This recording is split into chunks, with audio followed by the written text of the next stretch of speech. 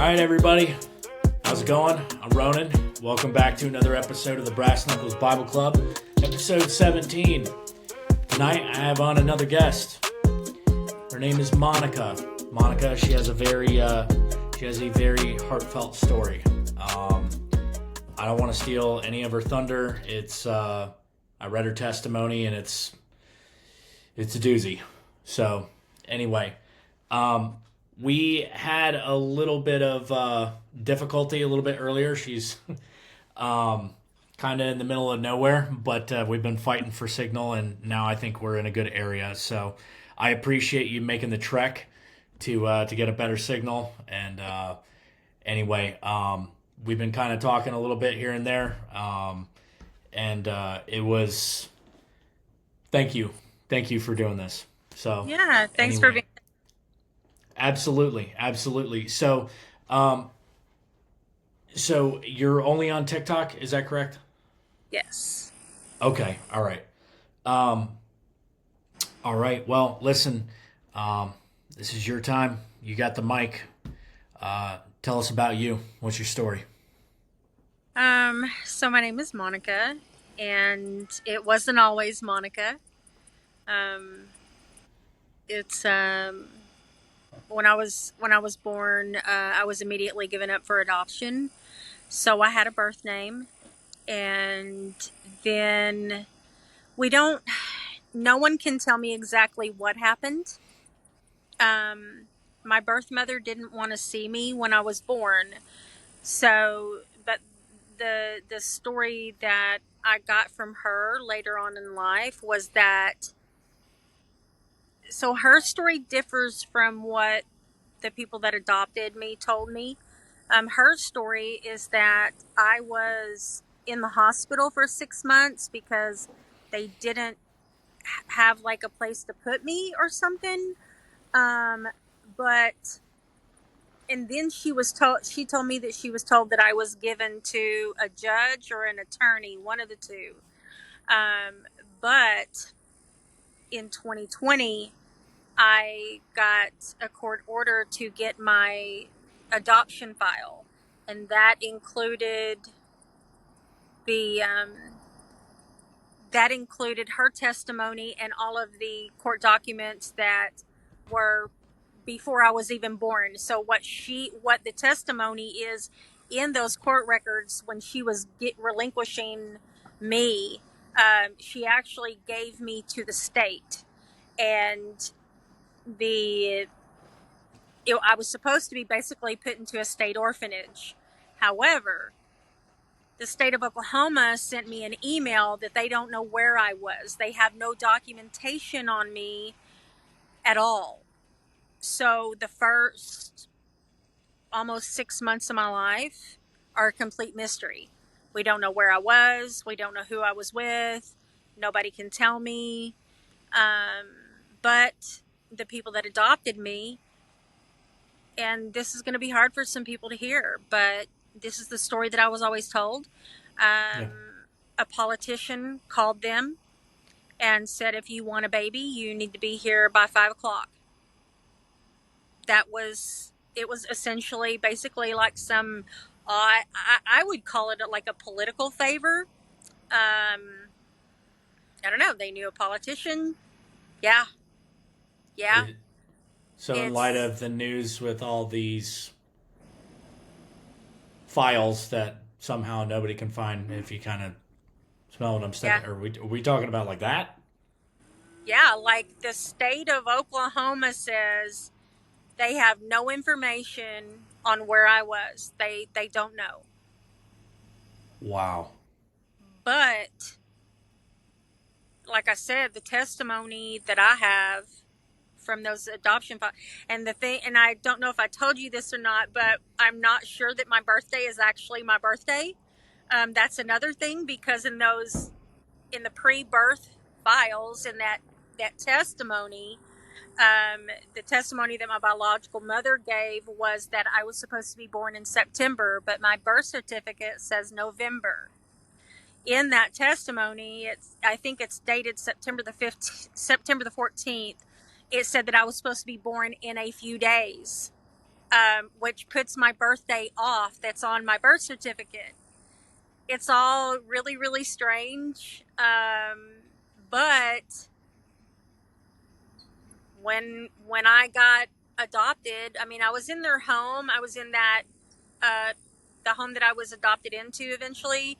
I was there from like March until September, and then they were allowed to adopt me. There is paperwork that says that a woman, I think her name was Vonda, that she visited the home and that I was happy and well adjusted, but that doesn't even match what my adopted mother told me, because she was like, all you did was scream when I touched you and was around you and things like that. So, I mean, I don't even know what to believe at this point. Right. So obviously when I was adopted, I was told by my adopted parents that I didn't have a name, that I had a last name, but I didn't have a first name, which is not true. I had a name. When I got all those court orders, I got a court order for that original birth certificate also, which is really hard to do. Um, but I went in pro se. I did all this pro se. Like I'm telling you that the Lord's hand was in every step of this process, because the things that happened should not have been as easy as they were, especially somebody doing everything pro se. Yeah. So what So, was your name? my birth name was Dorothy Renee. Okay. So then they changed my name, and I don't say that name anymore. So, I'll just put that out there. I do not I say got you. that name. It's tied to a complete life of trauma, and I am not that person anymore. That person was never me. And the crazy thing is, like I always ask, like, did I have another name? No, you didn't have another name, but they knew that I did. and and I found that out when I was 17. I found out the woman that adopted me, she actually told somebody that I truly cared about, you don't you don't need to be around her. She's not who you think she is. And she told him, like, I've been asking all my life, do you know who I am? Do you know who my parents are? Do you know where I come from? No, no, no.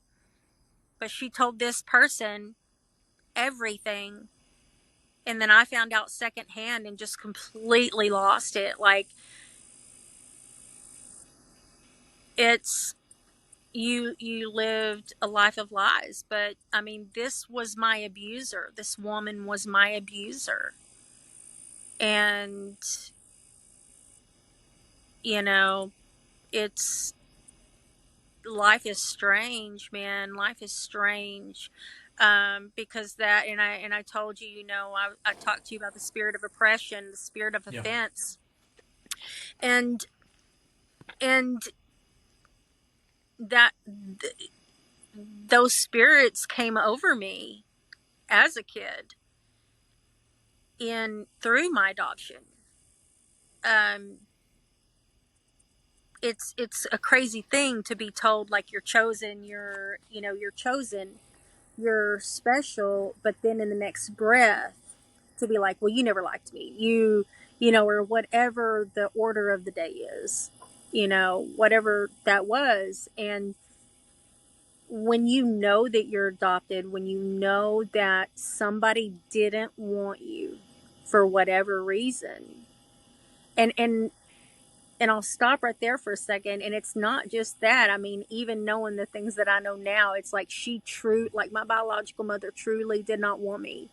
And I think I told you that, I may not have told you, but all the information that I've been told, and this is by family members on different sides, maternal and paternal, which some of them don't even talk to each other, so I might be inclined to believe it, is that my biological mother actually tried to abort me twice. So for me Twice. to, when I tell you that I should not even be here, I should not even be here by the world's standards. So it's not, and I found that out, in my late 20s, so to find out that not only were you not wanted in one respect, but you weren't wanted in another, that's but then you look at the Lord and you're like, but I am wanted, and he needed me for a purpose, and I'm here because of his grace. It puts things into perspective that way. But I don't know, man, it's just like, So it's what did your teen years and your early 20s look like? so dysfunctional, man. Just like, now my adopted dad was good to me. He was he was really good to me. And but he had his own demons. He was an alcoholic, so I mean, I grew up in an alcoholic home. He wasn't abusive, she was the abuser. She was physically abusive to me and to him. um but there Was she a drinker was as well? no, no, she didn't drink. Her thing was Valium. I mean, like, me in my I was naive, and in that innocence, I mean, I had one of my jobs was I had to clean the bathroom. Like, I had to clean that bathroom. Yeah. And she had pill bottles. This woman had pill bottles. Now I know that it's Valium. But I literally thought that adults had monogrammed pills because there were so many bottles of Valium in that house. And I thought the little V stood for her name. Like, you know, uh, that's what I grew up around. Uh, you know, Infidelity and chaos and alcoholism and that substance abuse. And, um, I started getting sexually abused at the age of 5. Um, they had a daughter together. See, they got me because they thought they couldn't have kids. But then, not long after they got me, about 6 months after they got me, of course, they got pregnant. Their biological daughter, she was sexually abused too, but we were not allowed to talk about it. And Just by the mother? yeah, yeah, like, because everything was about appearance, how you look to other people. And I wasn't that way. I was, I didn't, I don't care what people think. Um, I'm not that way. It's, if you don't like me, that's fine. I'm flawed. Like, I'm seriously flawed, and everybody else in this world is too. And I just don't hide it. Because, and I learned, and I think that I learned that early, because Howard, and I know now that it's like, you cannot be a testimony if you are not honest about your struggle. If you're not honest about that struggle, what if you're the person to change someone else's trajectory in Yeah. this world? Yeah, and That's kind of like, that's kind of my angle with this when it comes to all these testimonials. Um, you know, I that's what these questions are for. I mean, it's to kind of I try to tell people I'm like, look, if you want to get on here and you want to talk, that's fine, but like nobody wants to talk about their crap. Like nobody wants to look at their crap. Nobody wants to look in the mirror and look at their crap. And I get it. It's not a good feeling. No. It's crappy. All right. Yeah. It doesn't feel good. But that's where you find the real. That's where you Yeah. find the humanity. That's where the grit and the grime. That's where you know your story, as crappy as it is to relive or re-go over, um, I talking with one of the guests that I've had on, they answered a question that I've been struggling with for years, Really. and it was just one thing that what they said, they had no idea. And I do this for the followers, I do this for the audience and stuff, but I mean, I was like, dude, I think I needed this more than anything else, you know. Yeah. And so, and that's kind of why I do this. And it's also like, you know I love the church, I love the body of Christ, I love the people of God. And it's another tool, it's another avenue of being able to fellowship. I mean, it's not the same as going to church, I get it, but I mean, it's like Right. you're able to connect with people on a deeper level, and share those really vulnerable and intimate moments. And Of the course. I really sadly, I really resonate with a lot of what you're talking about, from personal experience myself. Mm. Um, not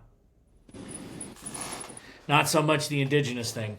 That's like I said, I didn't grow up on an Indian reservation, but okay, so See, I didn't either, though. That's the thing. By blood, my biological family is tribal, not not the people that I was adopted to. Like, see, if I was born today, if I was born after ICWA, I would have never gone to a non-native family. They would have tried to put me within my own tribe. See, so I did not grow up in my culture at yeah. all. But I knew there was something in me. I would always say, I'm native. And they're like, no, you're not. And I'm like, but yes, I am. And so, of course, that was one of the first things that my biological dad told me when I first met him when I was 27. He was like, he was like telling me. And now, all these years later, like, I'm connected with my culture. I can speak some basic conversation. I'm very involved with our Native women veterans. Our veterans groups and things like So that. So, and that's what I'm so doing this weekend. I'm with my family. I'm with my family. right. So if we can kind of rewind a little bit, so you're in your early 20s. Where did, I guess you could say,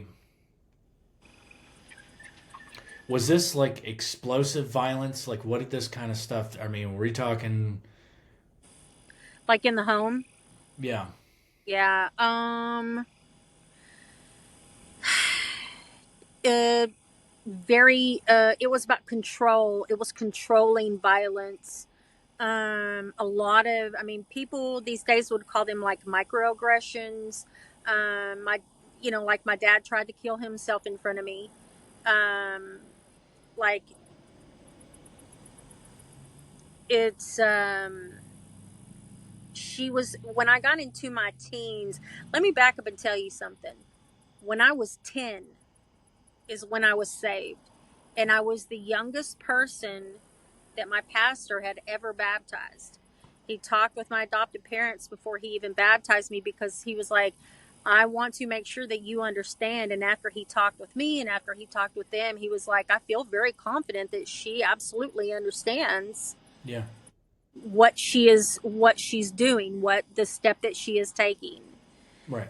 And but it was after that, man. I mean, I had still, I started being sexually abused when I was 5, and by 2 different people.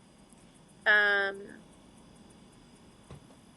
but after I was baptized, man, I'm telling you what, that is when these spiritual attacks ramped up, and it was all around me. Like, it was all around me.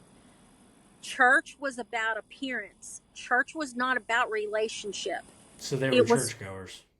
she was. She My was. my adopted dad wasn't, but it was all about appearance, man. Like, you had to sit with her. You had to, it was it was never about, like I said, it wasn't about relationship. It wasn't about knowing the Lord. The Bible Right. was not read in the house. It was about being seen. You had to be seen. What denomination was this? Baptist. Baptist. Okay. Yeah. Uh, Now she's like a non-denominational, I guess, for years and years now. Um, but the violence was, it was control. Um, there's something wrong with you. There's, her by then, like, her daughter became, she became a drug addict at 14. She um, committed multiple felonies, like multiple agencies looking for her and things like that. And I'm sitting here like, what is going on in this home, Right. And like, I would get attacked. I would get goaded, right? Like, it was a constant, like, antagonize, and I'd be like, leave me alone, leave me alone, leave me alone, until I had to fight back, and then I was in the wrong. Like, Right. like, I remember when I was 14, uh, 14, almost 15, kept getting goaded, just pick. And I'm like, leave me alone, man. I'm trying to watch TV, trying to watch TV, and on and on and on, and then come at me. And I finally was like, I'm done, so I'm fighting back, and I get pinned on the floor by her and her daughter. One is kicking me in the chest and in the head, while the other one's holding me down. And then, of course, then I got sent to the juvenile home, and then when I come back, I go to school, and people are like, oh, you, what was it? You threw, or you smashed a TV over your sister's head. And I'm like, what are y'all talking about? Like, it was all about narratives, and that is still to this day. But I don't participate with that anymore. I started adjudication to my biological dad in 2020. So, and that So was are finalized. you guys not on speaking terms? When my grandmother passed away in 2021, the plan always was, when my grandmother passed away, I was leaving. I was never coming back. So in 2020, late 2020, I changed my name. I adjudicated from that family to my biological dad. And when my grandmother passed away, I started the process of leaving. And then 2 months later, I was completely gone. So I mean, me and my grandmother planned it for a long time. My well, you could call her my adopted grandmother if you want. She's really the only actual stable figure ever in my life. So your adopted mother, there's no repentance. There's no sort of reconciliation. I mean, you said that she believes. You said she's non-denominational. Did she ever say like, "Hey, I'm sorry"? Like, was there any of that? No, Any of that? no, she denies it. Uh, she will not talk. Well, let's just put it this way. One time I went to church. This was in 2017, summer of 2017. I went to church, and one of her longtime friends said, "You know that we don't want you here. We know what you did." And I'm thinking, what did I do? I mean, I was just I was just completely dumbfounded. And I didn't say anything, but I never went back because I had never done anything in that church except just be nice to people. That's Yeah. it, I'm not one of those people that when I go to church that I'm real loud and, stuff like that. I mean, I come and I hear the word, and I'm not much of a Right. singer. I sing by myself. That's between me and the Lord. Um, I but, get I get it. Yeah. No, it's. I you mean, know, I sound like a dying donkey. So I. I told my old pastor, I said, listen, they wanted me to join the choir, and I eventually did. But I said, when I walked up into that choir, I said, listen, this is what I want y'all to know. The Lord said to make a joyful noise. He did not say it had to be good. It just had to be joyful. So I'm here. Y'all asked me to. And that was all she wrote. I was in the choir after that. But no, I mean, I don't know, man. Just, I go to church and because I'm there to learn. I am there to hear the word. I take that serious. Yeah. I mean, if you want me to help with VBS, I help with VBS. If you want Yeah. me to do whatever, I'll do that. But I'm not there to like make it a social club. I am there to learn about the Lord, to further my relationship. You Right. know, I'm going Was to it help, but so? I'm not. Was it hard leaving then? I mean, did No, you have friends there or anything? no, no, no. No, I I have retained I have retained one childhood friend. Everyone else, I completely just don't. I and the only reason that I even kept that friend is because that friend and his brother were a safe place for me when I was a teen. Um, I used to run away when things got really bad, and I would run to their house because they lived in a rundown part of town that I knew that they wouldn't go to. Right. And so I knew and I wouldn't be like gone for days or anything, but I would just be gone for several hours because it was a place for me to just, I mean, now we know it's, like we know that it's PTSD. We know that it's trauma. I never had words for that. I Right. never had words for any of these things that I'm going through or that I went through rather. Well, yeah, even now going through. I never had words for any of that until probably my 30s. So, and I really didn't get serious about mental health struggles and overcoming those things, working towards overcoming them, and getting myself in check, I'd say until 2020. Like Wow. there was something about people, a lot of people say that COVID lockdowns destroyed their life, but the COVID lockdown healed me. It it brought me closer to the Lord. It got me aware. It taught me, like it forced me to be with myself Well, and got you to slow confront. down. Yeah. Yeah, it made me slow down because I was always on the run. I've been on the run. It felt like I'd just been on the run all my life, man. And I needed to slow down and do something for my future because I messed up my life. Trauma I'll. destroyed my life. The Lord restored me. All right. So, um, okay. So let's. So you said PTSD. You ruined your life. God Yeah, yeah, put you back together. yeah. So when. So take me through the military. What did you do?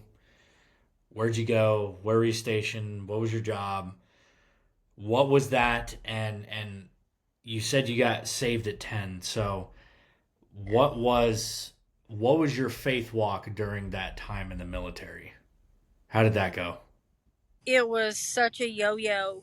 I got completely so I had always wanted to be in, I knew at age 11 that I wanted to be a Marine, period. Oh wow. I had a clear path. I was going to graduate high school. I was going to go to OU. I was going to be a cheerleader at OU. I was going to get my law degree. I was going to go into the Marine Corps, and then after the Marine Corps, I was going to go DEA. That was my plan at 11 Yeah. years old. Pretty detailed for that, Yeah. but but trauma happened. Extreme trauma happened, and when I finally went into the Marine Corps, I was actually running from extreme domestic violence. At that Uh, time, yeah, yeah, was this a relationship or was this your yeah, parents you were talking about? yeah. It was a relationship. Um, yeah, and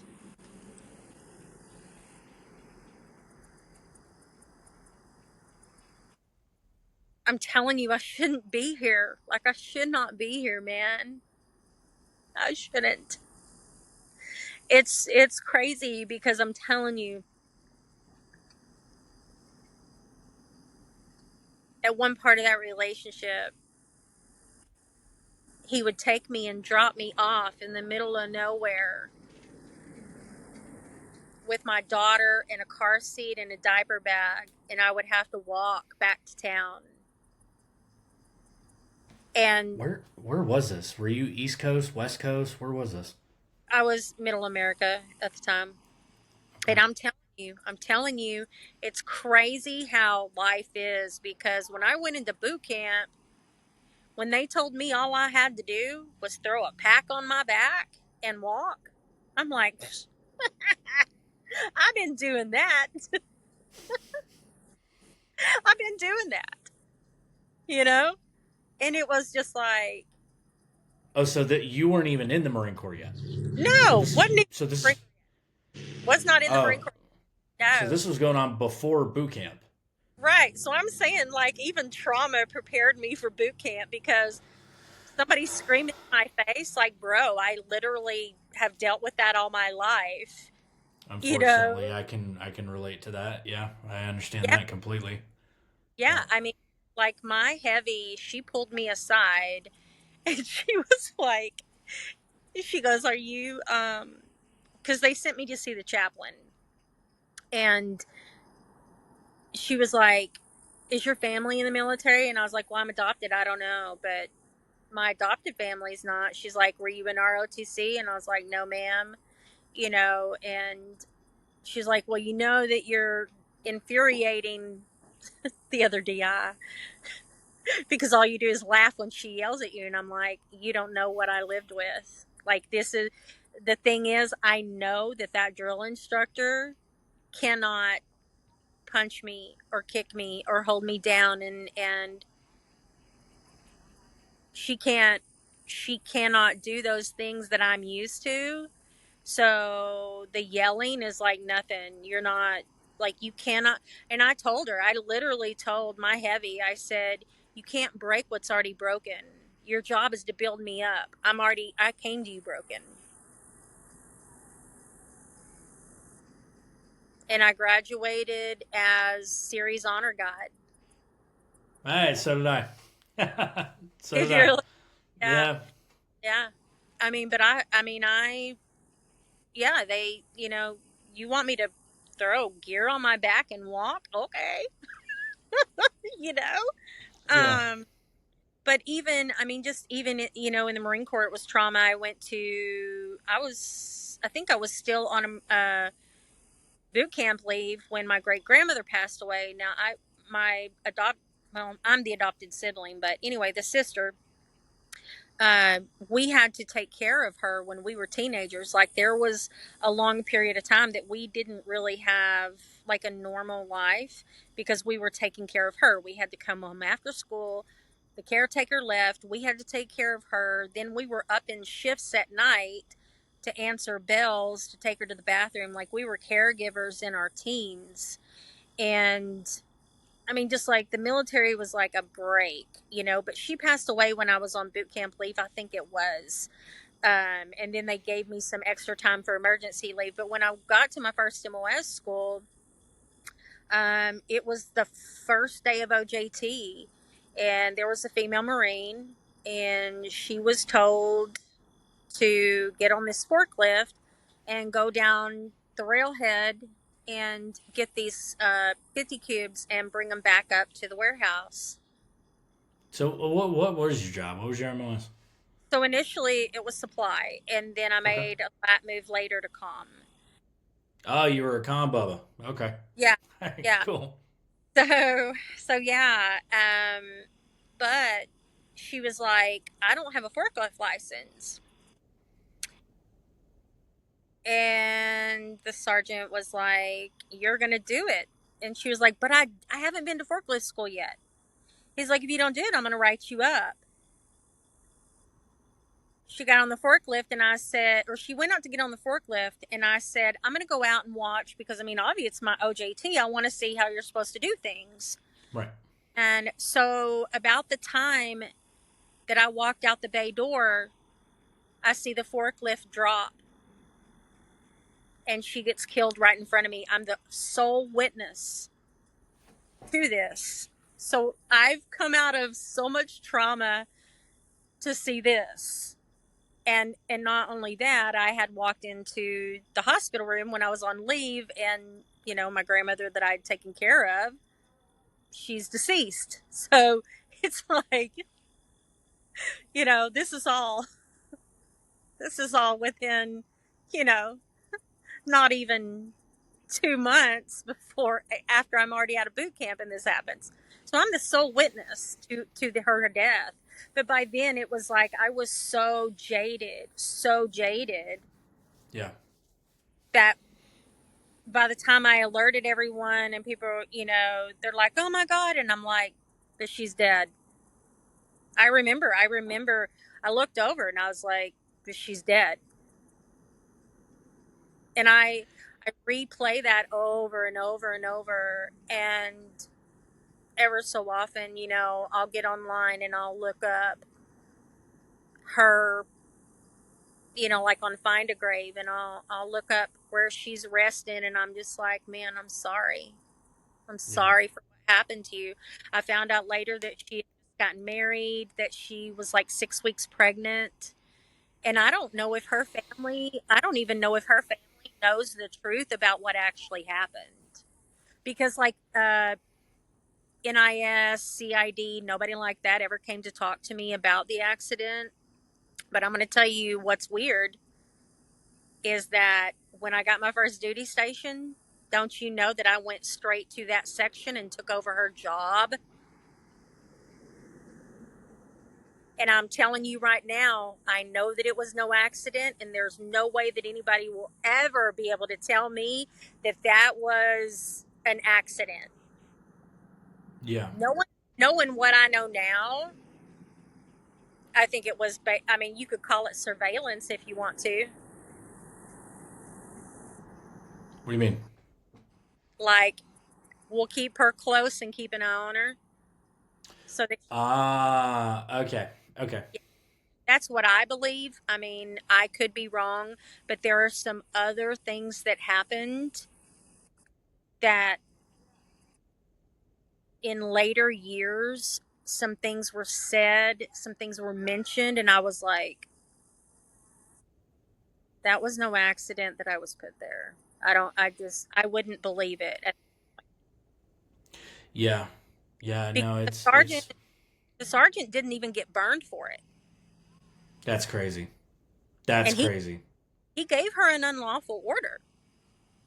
He knew that Yeah. she didn't have a forklift license, and it cost her Yeah. her life. Yeah, he should have been a private, sweeping Yeah, up the rain every day until he got out after that. yeah. Yeah. That's Now, that's insane. yeah, like he was my section chief, and I'm in that same shop doing her job, and they're like, we're not going in there where she worked. They're like, we're not going in there. Like, ever since she had passed away, like, things had just been piling up, and they're like, we're not going in there. It's haunted. Was it? I never got that feeling. So so you're in the Marine Corps. I Yep. mean, it, as soon as you're off the yellow footprints, I mean, it's sounds like you're already drinking out of a fire hose. Just Yeah. with the trauma that's going on there, and I mean, and I understand it too. I understand what it means to be jaded because I was like that for a long time, and I think sometimes I think becoming a cop really didn't help that. I can go to a pretty nasty car wreck and I'd be like, well, I mean, they're dead, you know, and it's you know it's scarring your brain and you don't even realize it because you're so numb to it. Like it's damaging your mind. You just don't feel it, and it Well, doesn't affect you then in the moment. yeah. Um, and I didn't believe that because I'm like, okay, well, I mean, if that's true, then shouldn't I be yelling broken arrow and rubbing my poop on the walls and running around naked screaming Fallujah and all this other stuff? But it's like, yeah, that's the movies. It doesn't show up like that, and it might take a long time for that stuff to rear its ugly head. But when it does, you'll know. Um, and okay, so you get in the Marine Corps and you're already drinking out of a fire hose. Were Oh you yeah. able to escape the abusive relationship, or did that continue? Um, the adopted mother actually told him where I was. Um, Christmas Eve, I get a FedEx letter. I get called in the mouse house. They're like, "You need to open this in front of us." I'm like, "Okay." It was a FedEx letter from him with my car key. He had stolen my car, and because he was a cop, nobody would help me. So, like this, I'm not going to go into everything this man did to me, but I found out that at one point, not too long ago, maybe like 5 or 6 years ago or something like that, somebody told me, "Oh, yeah, he was Police Officer of the Year." And I'm like, BS. They just don't know who this man is. He went to another state. He's got a trail of victims, you know? But Yeah. I don't want to get off track here because Yeah, no. I'll totally spin out on you, and I don't want to. Um, but yeah, like I get this letter and I'm like, and I start to immediately freak out like I'm shaking. And I mean, really, I mean, like, who else would have given him my address except her? Right. Because that's the kind of evil things this woman does. Like, there was a guy who was stalking me for years, and I'm like, how does he keep getting my numbers? And then one day I was like, how are you? How did you get this number? He goes, oh, well, your mom gave it to me. Thanks. Like that. Yeah. Like I could be here for days. Like all these things that have added up. Like all these things that you're just like, how did that happen? And then you're like, but I mean, dude, I was like so freaking desperate for a family, for someone to love me that,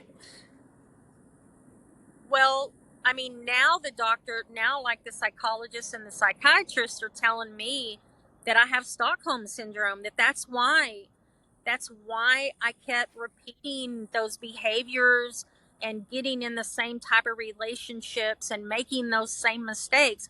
Is I my brain had been wired that these things were normal, and I had always been told that the things that were going on in my childhood, well, these are normal. These are normal. Well, Everybody goes through this. I'm yeah, like, but I that's what I wanted to ask you. You said, sorry, but just on that same line that you're talking right there, you said in your testimony that you grew up thinking that this stuff was normal. When did you start to realize that this is not normal? um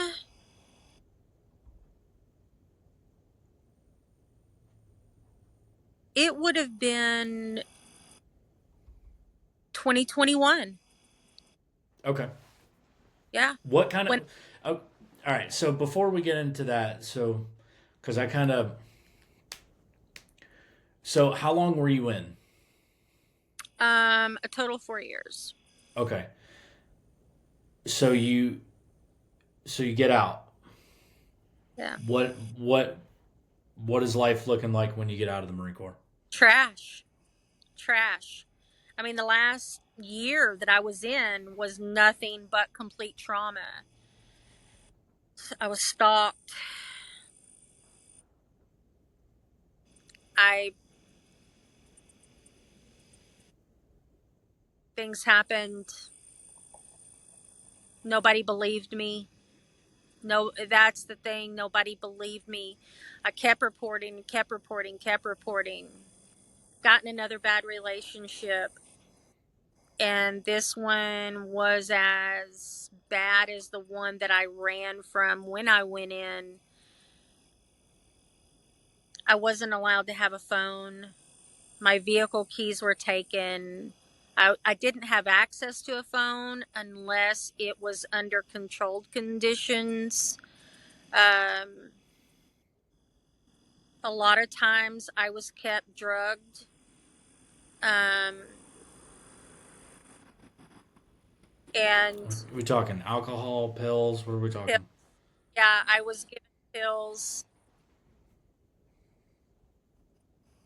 Yeah, I was given pills, and to the point that I was seeing dark figures like sitting on the entertainment center, like that type of So you thing. said in your testimony that you battled addiction. Is this the inception of that, or is this kind of where are we as far as that goes? No, so the way that that started was actually when I was in my first unit. So it wasn't, So it's s- even before that, yeah, it wasn't substance as in like what you would normally think. right? Uh, it started out with exposure to solvents and aerosol sprays and things like that, like paints. And they refused us to have respirators. And I was always like, I need a respirator, you know? And they're like, you can't. And you can't have one. We couldn't have one. And, when you're around paint and solvents all freaking day long, Your head's swimming. Yeah. your head is freaking swimming. So my brain became accustomed to that. And um, it was nail polish remover that I would keep at home when I was not on duty and inhale that nail polish remover, the fumes, and that became a thing. And um,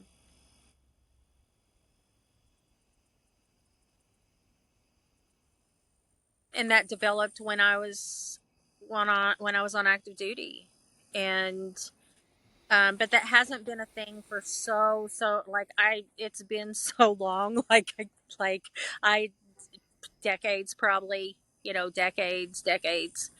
um but Did anybody else know about this, or is this something you can just no, kind of keep to no, yourself? no, it's literally something. The first time I even said that out loud to anybody was last year. Yeah. Did it just make you feel normal? I don't know what it did. I don't know, because I remember there was a point, it was December in 1993, and I remember being in the bathroom and looking at myself in the mirror, and I was like, who am I? I was so dead inside. So okay. So we're starting to descend here. Um, where are we at the bottom of the valley?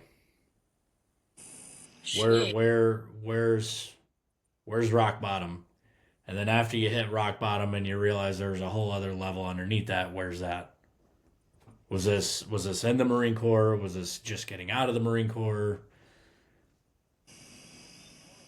Rock bottom. I mean, I never knew anything but rock bottom. Well, looking Honest, back, if you were to look back,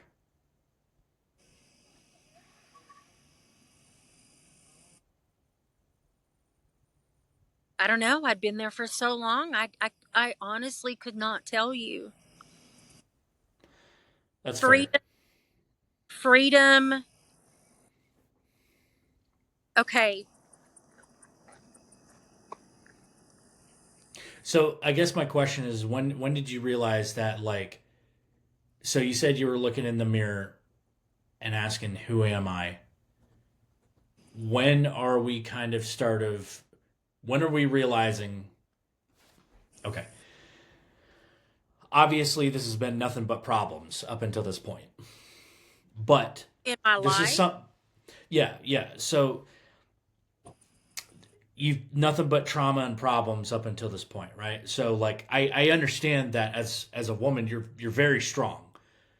And this is kind of something that I've told my wife. She went through something very traumatic here recently, and she asked me, she was like, "Does it get easier?" And I said, "No." I said, "It doesn't get easier. You just get stronger." And with me, I don't know about you, with me, I was so used to being at the bottom. I was so used to bear crawling and low crawling and skull dragging my entire life that I never knew what the mountaintop looked like. Yeah. And doing that, I got very strong. I got very strong. So strong, it's just like I was saying, when you go through traumatic things, you don't realize the damage that's being done to you because at that time and in the moment, you can't feel it. Whether it's your own strength, your own willpower, or whether you're just so scarred you just can't feel it. In any case, you're able to get through it. Maybe not in a healthy way, Yeah. but you're able to get through it. Where was the point where you're like, we got to start turning this ship around here? When Is it COVID, when COVID, I mean, because I'm telling you, like from 2015 to 2017, I was medically controlled by my adoptive mother. Like these people had me convinced that I so? was Were bi. you still in the relationship with the guy that you were? So No, we're out of there. Okay, so this we're is back with mom. no. I mean, I was actually so I had more trauma. There was more trauma, more bad decisions. Like, but I went to live with my grandmother to help my grandmother out. So my grandfather committed suicide. And the crazy I'm thing sorry to is, hear that. That's, yeah, he found out he had cancer. And an hour later, he told my grandmother he was going to low water crossing and pulled up, backed up into a fence and committed suicide. And of course, they call me like it's strange because every time something happens, like I'm the person that everybody turns to for like conflict resolution. It's strange. Like you always know what to do. Yeah, because you scarred the crap out of me. Like I've yeah, never had I've never gotten to just like be a person because I've always been in survival mode or fix it mode, you know? right, And right. I mean I was a crappy person. I learned to be a crappy person. Don't get me wrong. Thank Yeah, God I'm not that way no more. Thank God I'm not that person, but I am telling you that it was not until 2020, and I had been saying all my life, they're like, oh, this stuff is normal, this stuff is normal, and I'm like, but it's not. I know it's not. That's what I'm saying in my brain. I'm like, right. I can't believe that because and they're like, well, you watch too much TV. And I'm like, but there has to be families out there that do things together and don't fuss and fight and have the cops called and somebody's drunk and the SWAT team comes in because somebody takes somebody hostage. Like that was literally my Christmas Eve 2015. So my adopted dad died in 92 when I was on active duty. And a year late, like year and a half later, she married this man, and I could talk to you for hours about the crap that's happened ever since he came into our lives. Well, what happened in 2015? So they convinced me. We can't just blow past the SWAT team. Yeah, What happened? so they convinced me. They convinced me that what was wrong with me was that I was bipolar, that I was psychotic, that I was, a sociopath and all these things. Like, they convinced me. And so I went to the doctor and basically convinced this doctor that that's what was wrong with me. And they put me on lithium, Ativan, uh, an antidepressant. I don't remember Lithium, what. Yeah. like the Um, stuff you give schizophrenia. yeah. Clonazepam, 2 milligrams of clonazepam like twice a day, Ativan, the antidepressant, the lithium. Like, it was so bad that for 2.5 years I couldn't hardly write because I had tremors. I was not in control of my body. Like, I was basically, I cannot tell you too much You're a of those. husk. You're Huh? a husk. I, Lithium, Klonopin. I mean, you're a husk. You're a human shell, yeah, yeah, yeah, and that's yeah. highly addictive. Yeah, I mean, thank God that I'm not addicted to any of that stuff. I mean, the Uh, Klonopin alone is highly addictive. Yeah. yeah, but I mean, I don't take anything like that. So here's the kicker. Here's the kicker is in 2018, in 2018, I was like, I'm firing all these doctors. I'm gonna find somebody completely independent on my own. I did. Went through. Is this the VA? Or is this the VA No, doctors? no, none Okay. of this VA. None of this is Okay. VA. Okay. Um, Went to a new doctor, spent 4 hours in an initial session, and she was like, she goes, "You definitely have PTSD. You've got depression. You have anxiety disorder." She said, "But you're also ADHD, and I think we need to start treating this ADHD. I am telling you right now, it was about a month after starting to take my ADHD medication along with this antidepressant, no clonazepam, no nothing like that, just those two medications. I was sitting in the bedroom on the bed, I was watching TV, and it was like my brain turned on for the first time in my life." My wife's been telling me I'm ADHD. She was like, "You really need to get checked for that," and I'm like, I I don't know. You're kind of making me rethink that. I, I am telling you that for people that legitimately have ADHD, it changes your life. I am the person that was able to crawl out of that life because finding out that I'm actually ADHD, that I'm not bipolar, that I'm not psychotic, that I'm not a sociopath, that I'm not all these things that had been put over me all my life. Like, it changed my life. It changed me. It turned my empathy back on. It turned my heart back on. It turned my brain back on.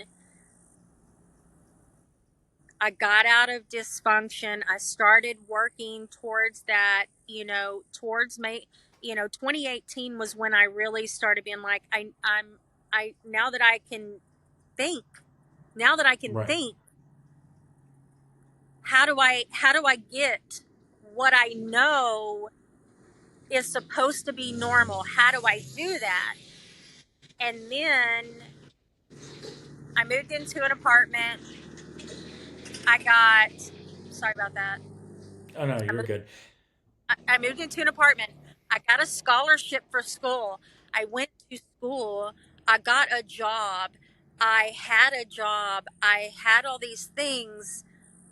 I was able to start having an actual career instead of floating from job to job and house to house and this to that, right?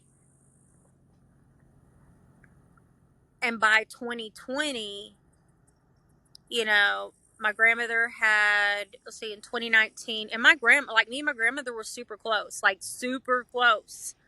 Um, but, by 2019, she broke her hip the day that I was going to go take one of my certification exams. And I said, well, I have to go take my final exam. I got to get my state certification. And as soon as I get done, I'll come by. Well, she was still in the hospital. She'd broken her hip. That's another story. Lots of unexplained falls, but I can't get into that on here because, well, Yeah. for reasons. But anyways, I wasn't Gotcha. present. Let's just put it that way. There was one person present for all these things. Very suspicious. But um, I actually went to see her before I took my state exam, and the nurses were like, and I show up in scrubs, and they're like, "Are you this person?" And I'm like, "Yeah." And they're like, "She won't." She kept saying she's not going to do anything until you get here. So I go in, and I'm like, "What are you giving them a hard time about?" And she's like, "Well, I'm just waiting for you to get." And I'm like, "Okay, let's get this stuff done, and I'm gonna go take my test, and then I'll be back." But the thing was, after she broke that hip, I was like, "Listen, if you don't get up and get to walking, your health is going to decline statistically.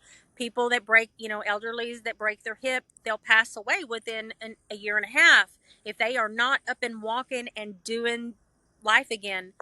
And the adopted mother neglected that, and it was about 2 years after or it was a year and a half after she was walking that she did pass away. And but we were like, after she broke her hip, I was like, "Listen, when you're gone, I'm leaving." And we started planning that, she and I did. And there was this weird process of we had code words, we had code phrases where she would tell me what was going on without telling me, Yeah. and that way I could come down, because I'm the truth teller. I've always been the truth teller, but now I'm in a position where I am thinking clearly, and my life is this, Yeah. and they can't manipulate me anymore, and they're losing control of my narrative at this point, right? So when I come, it's like I'm the eyes and ears, and when I come down, they all disperse, right? Right. But they're making mistakes along the way, and I've still got that info up in here. Um, and it has come out there to the proper channels, but that's another story. But, and listen to me when I say this, and this is what I was going to tell you earlier. And I don't want people to take this wrong. My grandmother was everything to me. That woman was the only good example. If there was anything ever good about me, it's because of the example that she gave me. She was a godly woman. She gave back to the community. She was not selfish.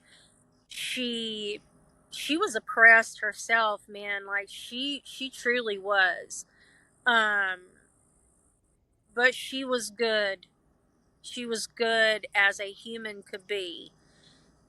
And she's the one that inspired me to always just keep going. And but I had to lose her to gain my life,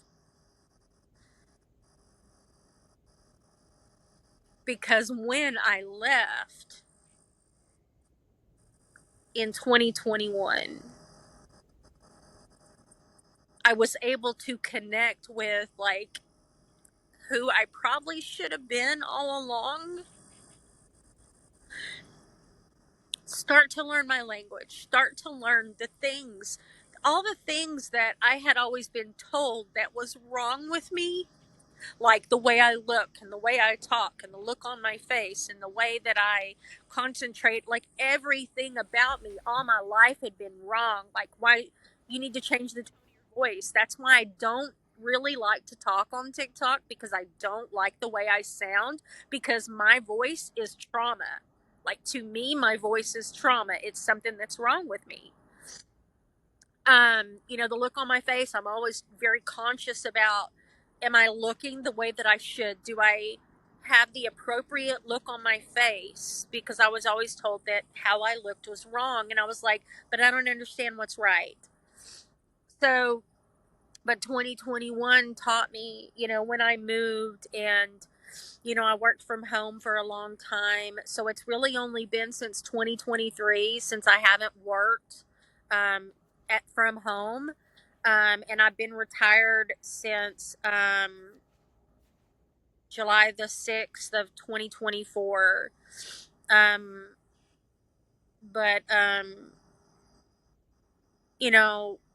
I was able to start connecting with my biological family, and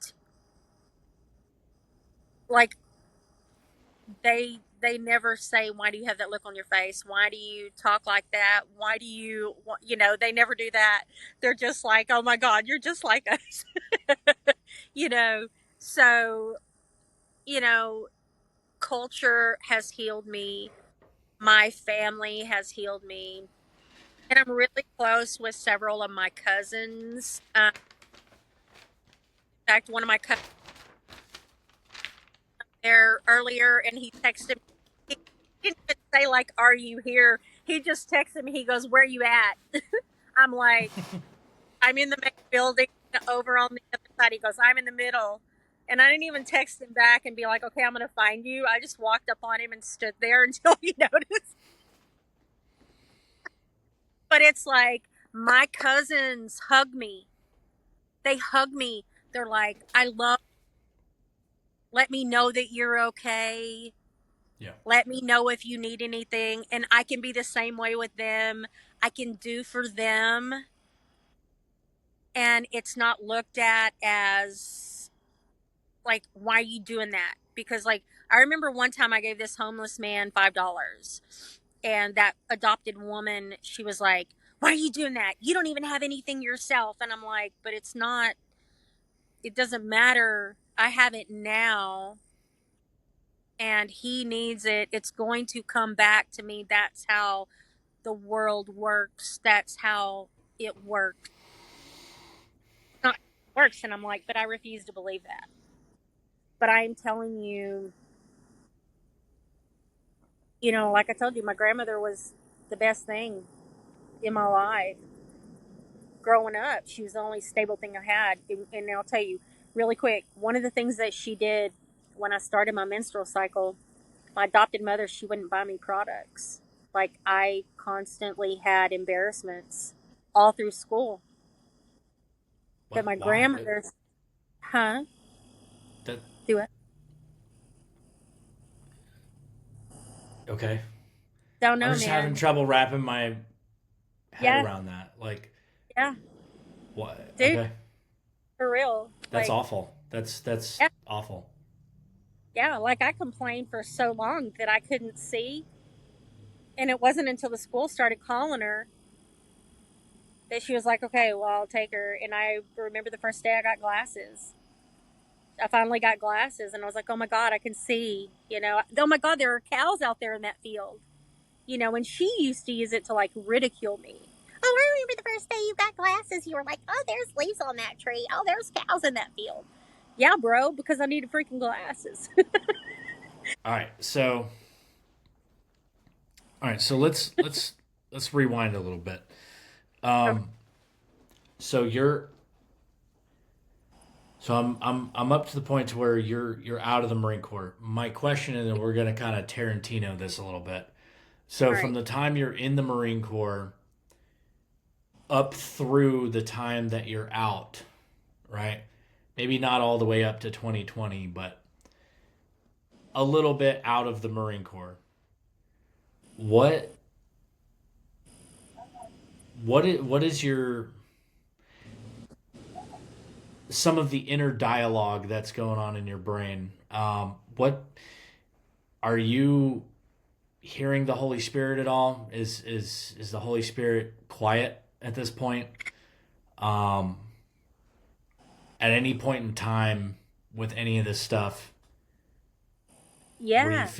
were you feeling like God Oh yeah. Yeah. abandoned you? Like even when I was on active duty, man, I'm gonna tell you, I had an encounter with God. With God. And the reason I know that, I was walking through the shop, man. I actually wrote this in a short story and sent it to my uncle before he passed away. I was So is this walking, one of those divine encounters that you were talking about in your testimony? yeah, I was Okay. walking through the warehouse, and I am telling you right now, the most blinding light that I've it's not a light that you can describe.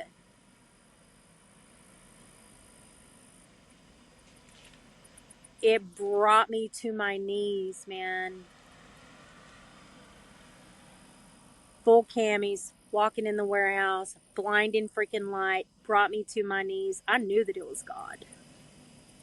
I knew that it was God. 2015, 2015, I'm homeless in a homeless shelter, sitting in a church service, praying. I feel this warmth sit down next to me, like that warmth that envelops you. And it was like my spirit just kind of like leaned my head over in prayer. I don't know how to explain it except that way, but it was just like my soul just kind of leaned in. And when the prayer ended, I opened my eyes and nobody's there. And I asked the guy at the door, and I was like, "Who was that sat down beside me?" And the guy was like, "Nobody's been sitting beside you at all. It was the Lord. It's the Lord. I'm telling you, like the Lord has been there. The Lord has been there." So you never felt like you were abandoned by them. No, no, no. That's There have good. been times, That's yeah. No matter even like how far I got away, like I wasn't developed in my walk. I wasn't, like I said, it was all about appearance. I thought that you're saved and that's it, that there's nothing after that.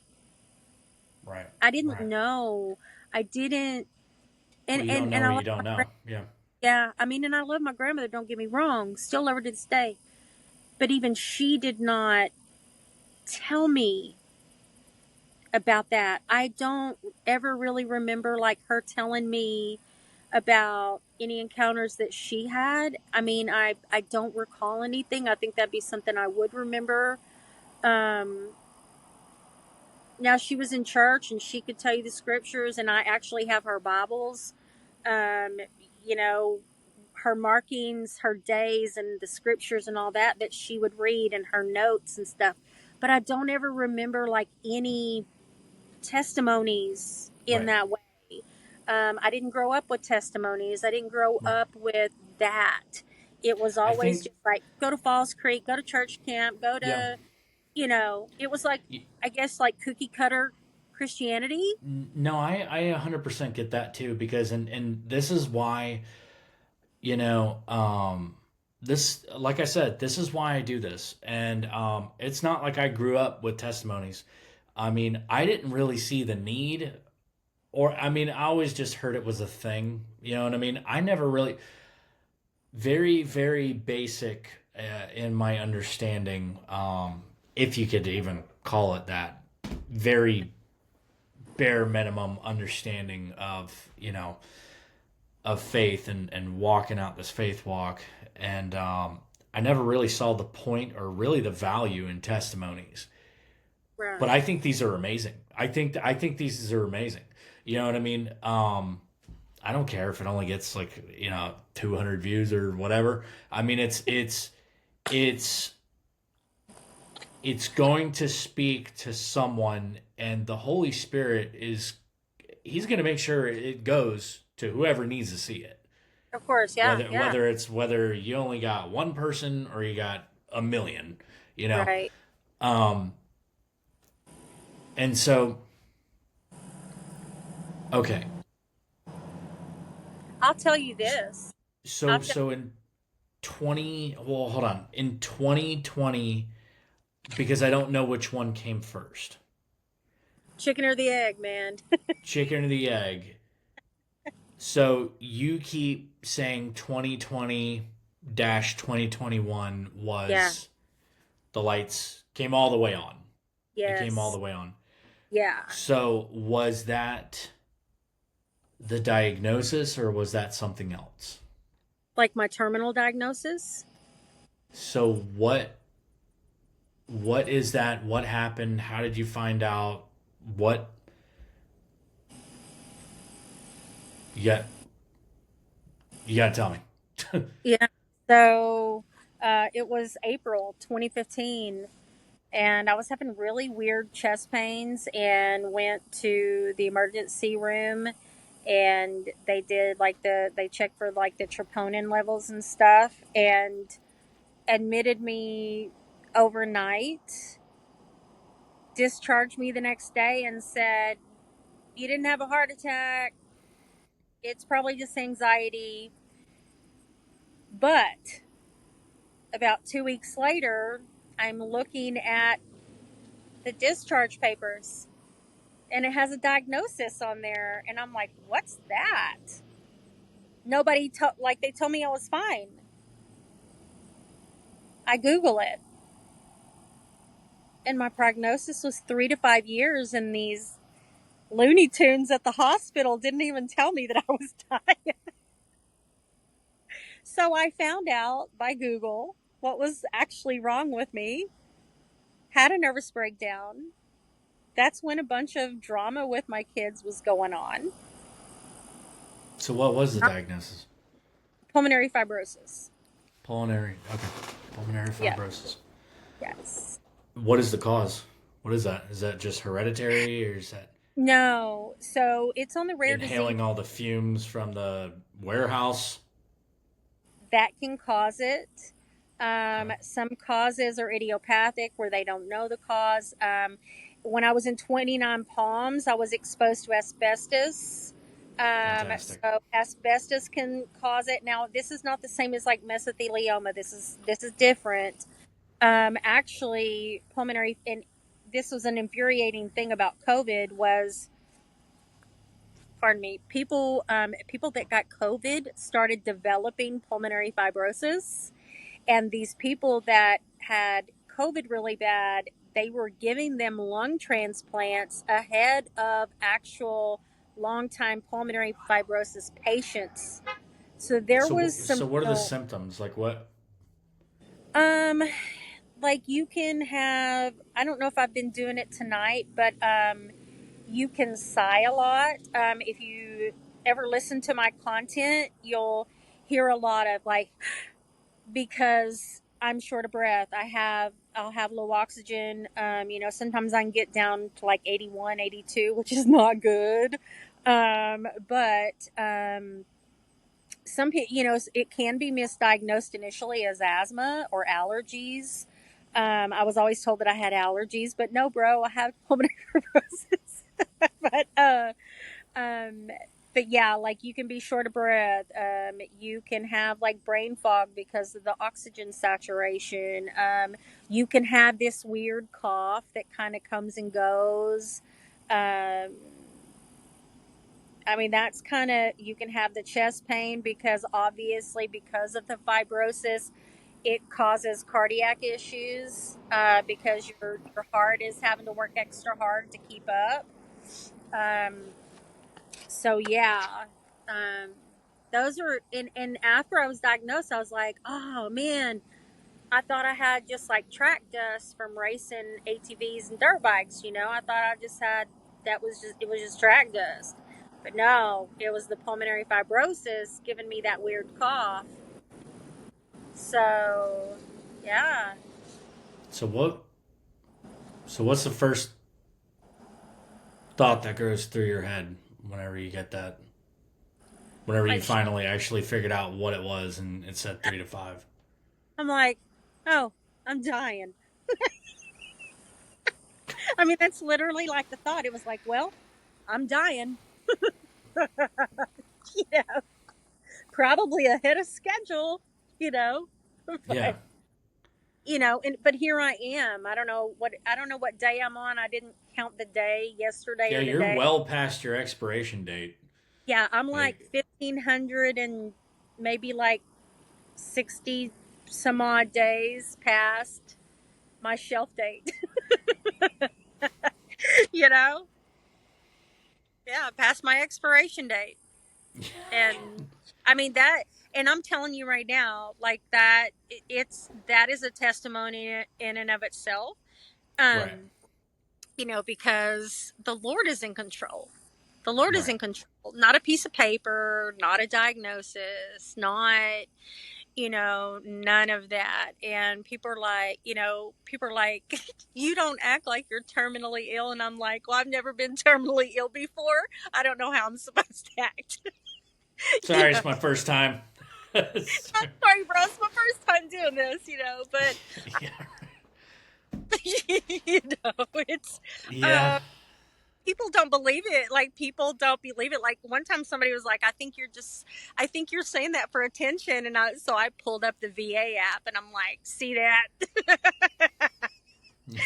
One time I went to a VA appointment and they're like, you don't have pulmonary fibrosis. This was actually my PCP at the VA. You don't have pulmonary fibrosis. And another doctor actually chimed in on this secure message and was like, no, you look fine. I'm like, So okay, so all I these, don't know if this is, yeah, I don't know what this is. I don't know if this is the Marine Corps. I don't know what this is, but I'm kind of like you. I can't take anything seriously. You know what I mean? I can't take anything seriously. Because if I found out I had a terminal illness tomorrow, my first question would be like, so do I still have to go into work Monday? right. And they'd be like, did you hear what we just told you? Like, you have cancer. I'm like, so is that a yes or a no? And they'd be like, are you not hearing what we're telling you? And so, like, I don't know. But I mean, then again, I don't know if it's a saving grace and the Lord has just blessed me with ridiculous humor, or if that's just part of my trauma. But that, I don't know. I don't want to let it go because I'd be very much in the same way. You know, and people would be like, "No, I think you're lying." Well, I'm like, well, okay, all right, yeah, yeah, I'm lying. So Dude, I'm dying and I'm lying. I mean, I had a doctor. I had one of the Indian. I mean, well, you probably don't know about Indian Health Services, but Indian Health Services is kind of like the same as the VA and the type of care that you get, except it's just more native inclined. And the pulmonologist was like, he was like, "You don't have pulmonary fibrosis. Who told you that?" And I was like, about 8 years of doctors, pulmonologists in 3 different states, all these ER visits and hospital stays I've had. And he was like, well, you don't have it. You have a spot on your lung. We'll look at it in 6 months. Okay, so now you want to put like lung cancer on me and tell me you'll check it? I I was know like, in my lug, yeah, they'd call in. Hey, they call my wife. Hey, where's your husband? Is he coming into work? He passed away last night. All right, well, tell him to quit faking and get into work.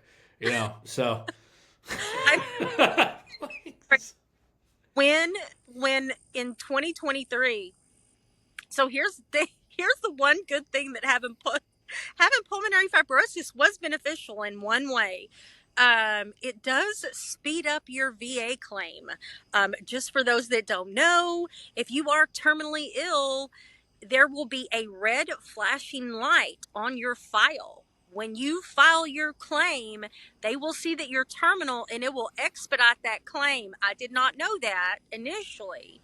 And then somebody at the VA told me that. He's like, yeah, I see this red flashing thing here that you're terminal. And I was like, oh, and he goes, no, that's good. That means your claim's going to be faster. And I was like, right on. So it was like they, I went to a Native Veteran Pact event May the 23rd of 2023 and did all my, all my CMP exams. July the 6th, I got my first rating. Deposit, rating, everything. So from May to July, from May, the last week of May to the end of that first week in July is how long it took. And don't you know that I pulled a Johnny paycheck and told my job to shut.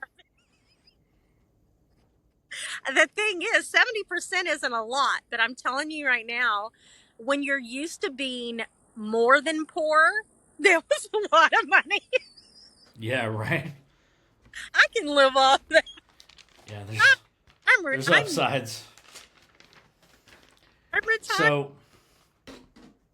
So is that when the lights came all the way on when you got that news? No. When did you come full circle? What is that? I came full circle 2024. No.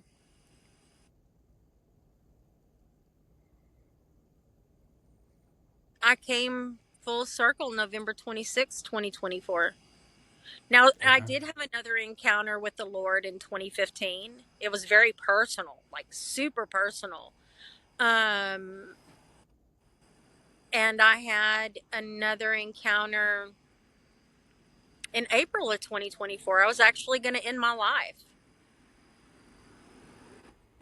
But it wasn't until November, and what happened on November 26th when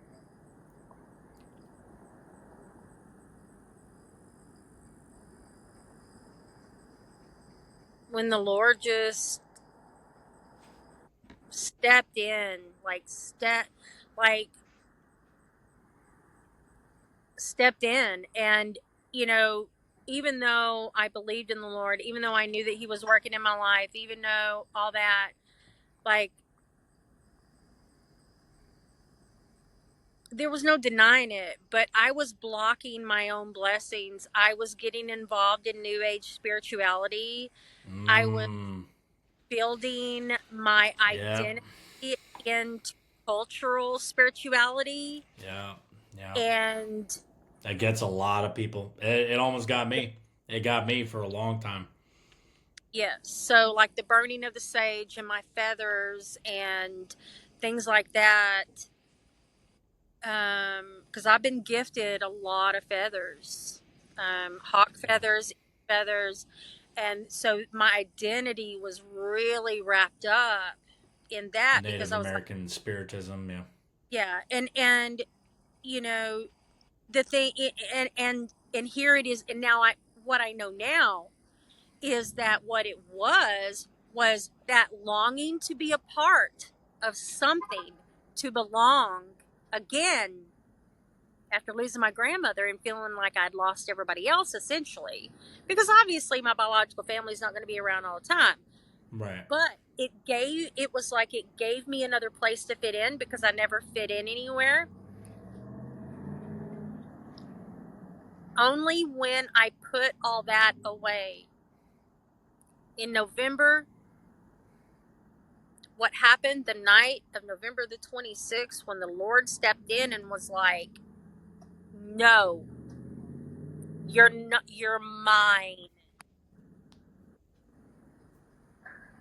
I put all that down. Like I started that process. Yeah, because I was going to ask you, Native American culture, the artwork, the clothing, all this stuff, a lot of it is steeped and drenched in spiritism, animism, mysticism. I was going to ask you, how do you divide the two?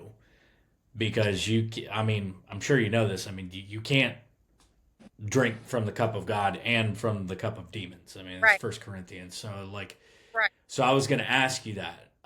Where's that line? Where's that line? So the line is recognizing that that I am part of a different culture Right. uh, than, I guess you would call it like mainstream America. Um, it's it's understanding that that the things that have been gifted to me are things, There are things.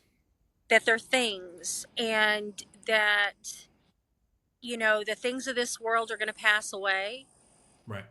um I'm thankful, I'm honored, I'm always grateful, but my value is not determined by this world. It is determined by the Lord, and he thought so much of me that, I mean, I really belonged to him all along. That was where Right. I really needed to be all along. That is the family that I belong to. Those are my people. Like, he is my people. Right. Uh, I, the thing is, I put my faith in myself. I put my faith in the love of others.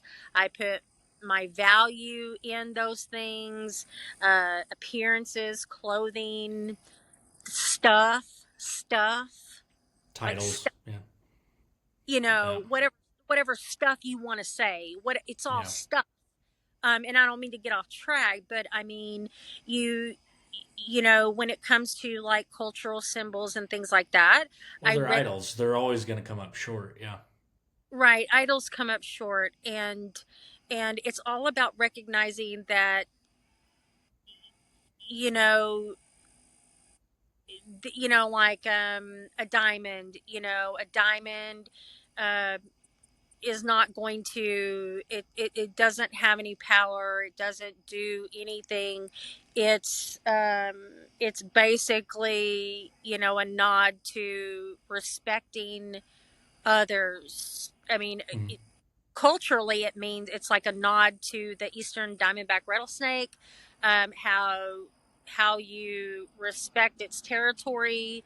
And I look at that as like, okay, to me, that is a symbol of like respect for others. I put it in a different framework, Yeah. but I recognize that it's just a diamond. Yeah. It's just a Yeah. it has no power. I don't, the ancestors are not watching over me. Um, I'm not going to go into a sweat and have an encounter with the Lord. Yeah. You know, um, Yeah.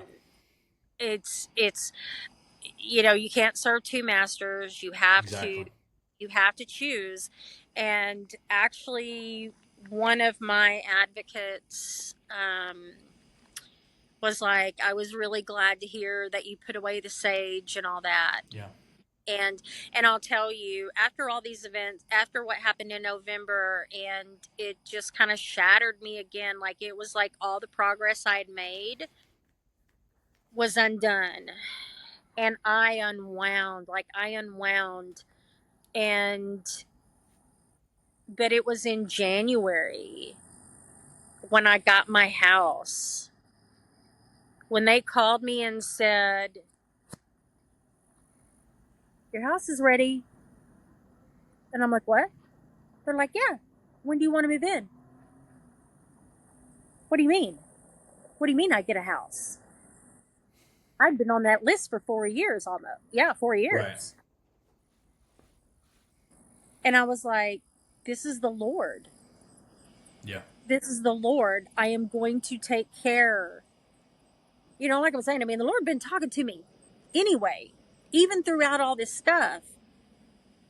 I was mixing that spirituality with that relationship, because people are like, yeah, Mhm. you can do sage, you can do this and still worship God. It's just in the way you pray. So I thought But I mean, the Lord was actually still talking to me.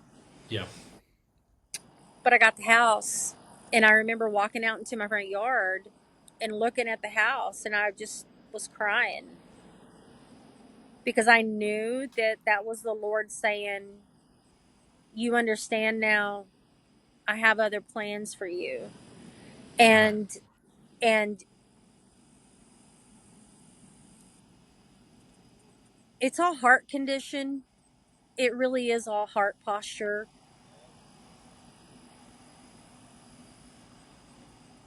You know, I've been completely alone and by myself since 2021. You know, having to be alone with myself, having to learn myself, having to know myself. And the Lord is like, I want you to know me. Yeah. I want you to know me. You know me, but I want you to know me. And there's a difference, man. Yeah. There's a difference. And even like on April 20th of last year, I mean, when I was going to end my life and it was 9:20 at night and I was in the shower and and I was bawling and I looked up in my shower and I was like, God, please help me. Not a minute later, my phone beeped and it was an email and I peeked out and it was 9:21 and it was an offer to go down to Texas to be in a movie. Get down there, it's a Christian movie. We have to Wow. sit in a sermon. We have to sit through an actual sermon as part of this movie. And it was about how the devil tests you, man, and how the Lord is going to bring you out of that. And that's what helped me develop what I call the 10-day theory about like when the devil attacks me, like he does it in increments of like 10 days. And so I start like I can be like I've become so aware, so like hyper aware that I can be like, oh, this is a spiritual attack, and I'll be like, what day is this? You know? So is that what it is? You usually kind of count it, be like 10 Yeah, days from now. yeah, Okay. And yeah. you just gotta keep marching through the next 10 days. Yeah. Like I double down in the warfare, man. Okay. I double down in that warfare, and man, I remember after November, between November and April, I struggled, man. Like from November the 26th of 2024 until February 11th, I think it was. May have been sooner than that. It was like that first or early second week of February. They said that I had made 15 calls to 988. They said that my average was one call every 11 days. And these were not short calls. These are like 3 and 4 hour phone calls with 988. It's Finally, on that 988. 988 is a suicide prevention line. Yeah. Gotcha. So Okay. I'd called 15 times from November 26th until that early February. And finally, on that last call, they're like, has anybody even referred you to VRC or TRS? And I'm like, what's that? They're like, well, it's trauma recovery. It's victim recovery center. And I'm like, I don't know what that is. So they did a referral. And that next morning, somebody called me and I got into trauma recovery.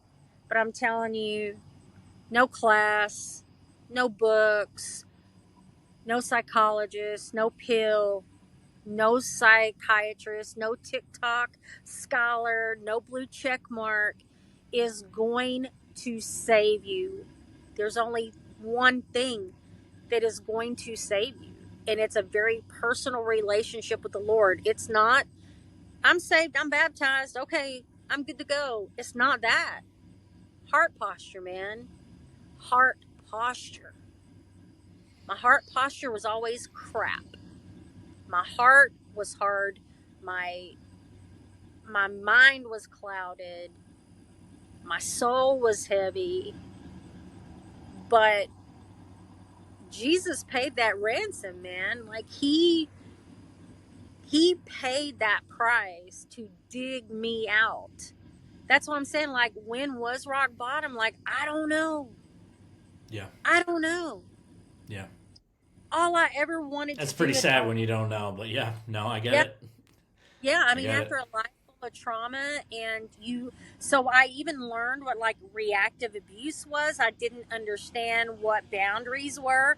Like, people look at me weird when I'm like, I'm sorry, I don't know if, like, I'm really honest with people. I'll be like, listen, I don't know if what I'm saying is right. I'm still learning boundaries. And they look at me like I'm crazy, but I'm seriously being serious, that I'm learning how to recognize people's boundaries. Yeah. And it's, a lot of these things are embarrassing. The things that I'm telling you are seriously embarrassing. But the only good thing, the only good thing is that I can tell my daughter about it. I can tell her these lessons that I've learned. I can see when she's doing things, and I'll be like, listen, no, let me tell you why no. It's Yeah. not like, I don't, it's not about control. It's about the why. Yeah. Because I told her, I was like, we have to break these generational things. Like, it has to stop. Like, we've got to stop this together. It's not me, it's not you, it's us, and it's Christ. It's Christ centered, because he wants more for us. He did not give us, uh, he did not intend for us to live in despair and confusion and chaos. Yeah. That's not what he wants for our life. And the good thing, and I told her, I was like, the good thing is that when we work together to heal, and I apologize to her a lot, man. Like, I will go, my daughter's 26, and I'll go to her and I'll be like, listen, I led you wrong on something. And I'll apologize to her, and I'll be like, this is what I know is real now. This is the real thing. And, and I wasn't a good mother, man. I wasn't. Like, I love my family, but I was not a good mom. I didn't know how to be a mom. I didn't know what a good mom looked like. And I screwed it up so bad. Like, I screwed it up. And like, counselors and peer advocates and psychologists will tell you, you're in survival mode. Yeah, I get it. But that still doesn't make me feel better. Yeah. That, but I know now, like I told you earlier, the spirit of oppression, the spirit of offense were on me from such an early age. When I was able to define what those were, bam, bam, bam, like, it started to click. And it was this year when it all started to click into place. And I looked all through my life, and I can tell you what spirit was attached: ego, pride, offense, oppression, whatever the situation called for. I can tell you what spirit was attached to it. And I'm like, and even now, like, when I catch myself getting a little too big for my britches, I'm like, pride, we ain't doing that. We're not doing that. So, so let me ask you this, all right? Okay. Um,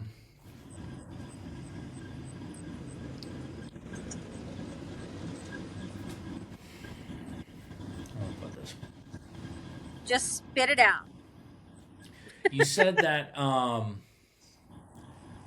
you said in your testimony that your surrender to the Lord was piece by piece. Yeah. Um, I would assume that that would go in about as much, the normal way of learning and understanding,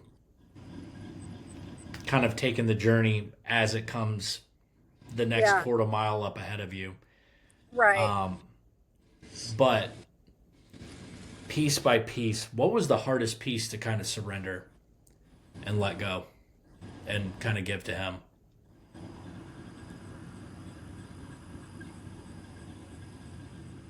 forgiving the people that tried to take my life, forgiving the officer that further victimized me and further traumatized me.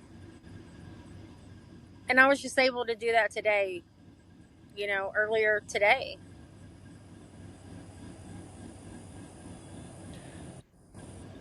You know, I so I'm going through discipleship with our discipleship pastor.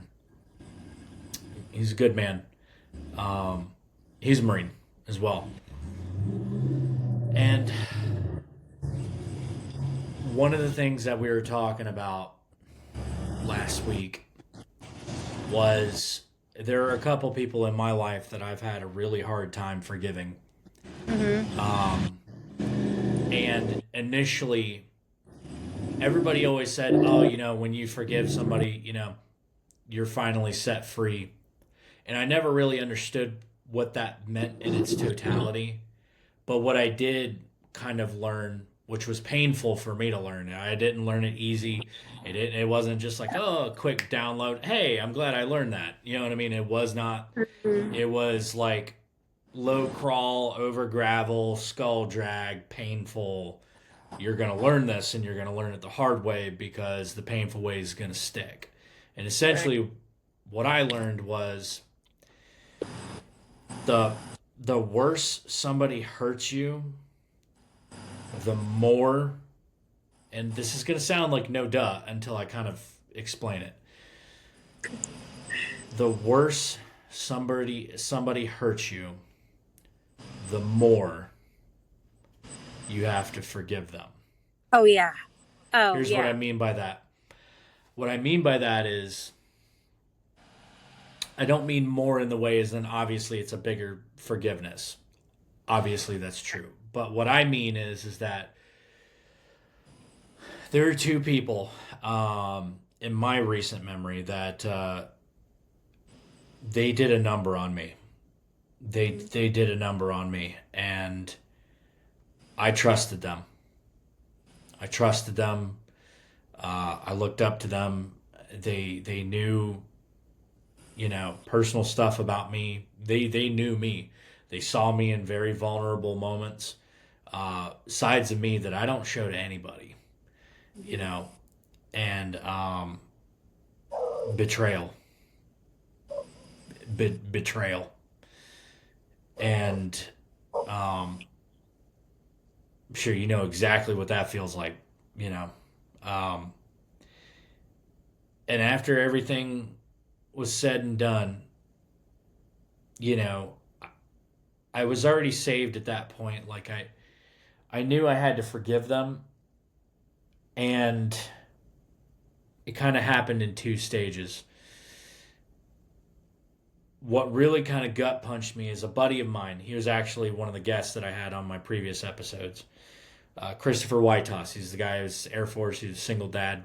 We used to work for the same department. He's a cop further down south now. Anyway, um, he came over to my house one night and we were talking essentially about that incident with these two people. And I just talked about it like I was over it. And he was like, uh, have you forgiven him? And I was like, yeah, yeah. I mean, it's been a year. I'm over it. I was not over it. I was not over it. I thought I was. I said I was. I really thought I was. I was not. I was not over it. My mouth thought I was. My heart Yeah. did not believe that. Yeah. Um, and then it got to a point to where this person was unavoidable. I would run into them every single day. Oh, wow. And the first day, it was like heart racing. I got to get out of here, go run out to my truck and go hide.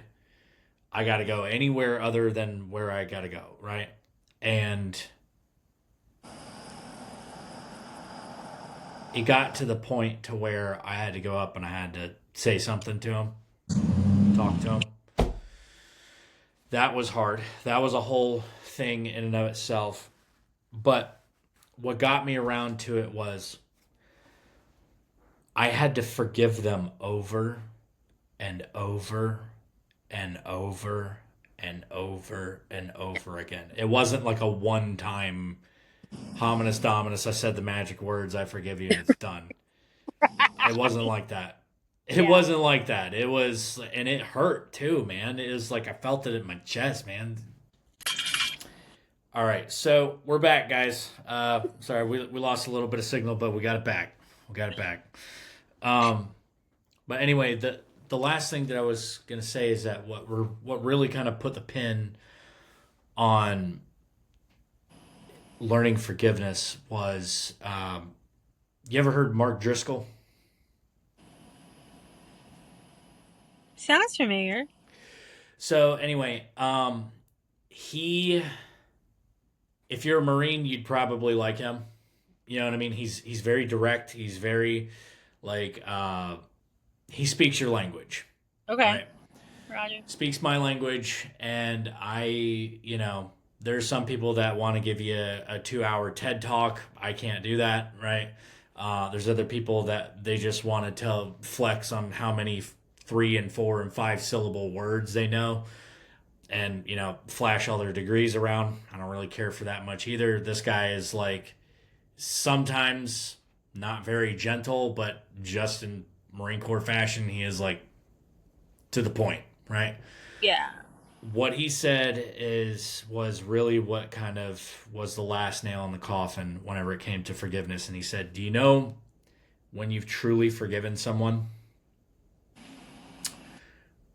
is when you can honestly say, and not just say it with your mouth, when you can honestly say in your heart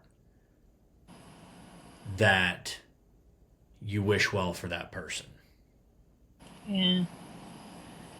If there's any reservation, if you're still hoping that their brakes go out at 90 miles an hour, you know what I mean? It's like if you're still secretly like wishing this stuff that you would never say out loud, you haven't really forgiven them yet.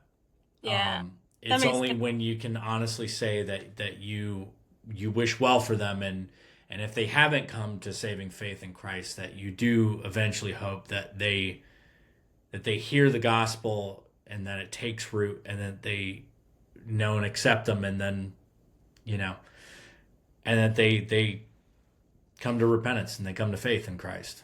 And he goes, until you can honestly say that, and you can say whatever you want to whoever, but you can't lie to yourself. Like you know if you really feel that way or if you don't. And if you don't feel that way, then you haven't really forgiven them yet. And that's Yeah. kind of when you know. Yeah. And so I, yeah.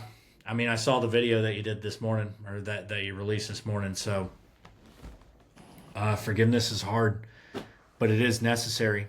And God does command it. You know, we're It told that poisons you. It it poisons your spirit. poisons you. It's who said it that bitterness is drinking poison and expecting the other person to die. Yeah, I've heard that before. Yeah, I mean, I believe that. And I'll tell you this: the man that has hurt my grandchildren, the man that has hurt my kids, that woman that adopted me, I feel so bad for them. Like,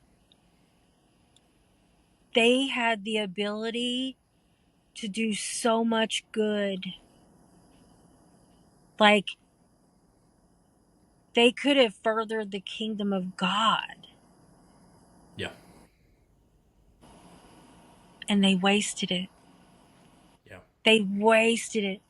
And that is like what is so sad. Like that. And their salvation is not up to me. Right. And you can't be the Holy Spirit for them. Exactly. And I just feel I genuinely, and the person that I knew as my sister, we were pitted against each other. We used to be, people used to say how close we were when we were little. And then she got in between us. And I feel so bad for her because she's an addict. She's an alcoholic.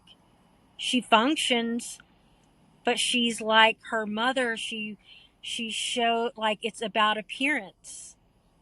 She needs prayer. She needs a lot of prayer. She does. And she's like, and one, I made it so this year when I moved into my new house, I was like, you know what? This year my goal this year is to learn Christian music as well as I know secular music. And one day I was driving down the road and I realized that I knew a song and I was like, oh my gosh, I know this song. And it popped into my head that girl that I knew as my sister, she would always say, yeah, but I know every song on K-Love. And the Lord told me, she may know every song on K-Love, but it doesn't seem like she knows me. And I was like, ooh, Mm, you know, and that was kind of like a check for me because I was like, okay, just because I know these words, that doesn't mean that that's necessarily furthering my relationship with the Lord. I got to still keep doing that. And then I created my prayer closet. mm. And that was about the time that people started showing off their prayer closets on TikTok. And I I was didn't even like, know that was a thing.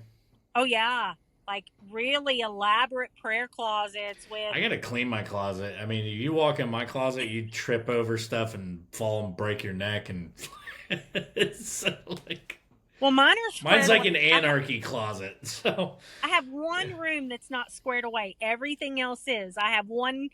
It's my office. Okay, it is. It's just whatever. But everything else is squared away. But I'm gonna tell you what. I didn't do my prayer closet elaborate. I just put a desk in there and a chair and a rug. But then eventually I was like, it was kind of like, oh, she's not going to go in that prayer closet today, and I was like, no, I'm not. But I'm grabbing my Bible anyway, and I'm going to sit on my bed. Um, but eventually I took the prayer closet apart because I was like, I cannot make this an idol. that's so weird. You can make an idol out of anything. You can You literally make can. an idol out of a prayer closet. I made an idol to my trauma. For And real. you know what? It's yeah. It is so much idol. People don't understand. People think that idolatry is just like dancing around, a golden calf, or or any other god, or dancing around a totem pole, or dancing around any kind of what. No, it is so easy to fall into idolatry. It is so easy. It is. Um, yeah, it's so. And the So I Lord got puts me in check, man. yeah. Like Ricky Tick, like he will check me quick on things. Like, I don't know, anything. Like he's checking me right now about something that I'm not ready to talk about. But for real, like right now, he's checking me about something. And internally I'm like, okay, Lord, you know, uh, I can't, So I can't say right now who's with me this weekend. yeah. Um, but it is I'll tell you later.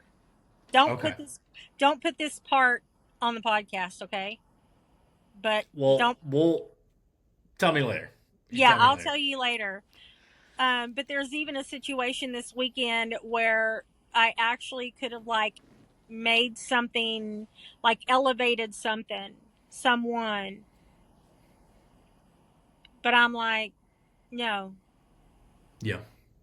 these people are just like me, Yeah. you know?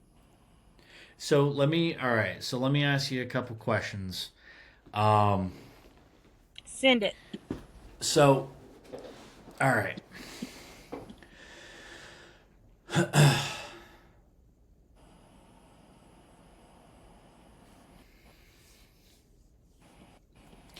So let me ask you this, okay? Okay. Um.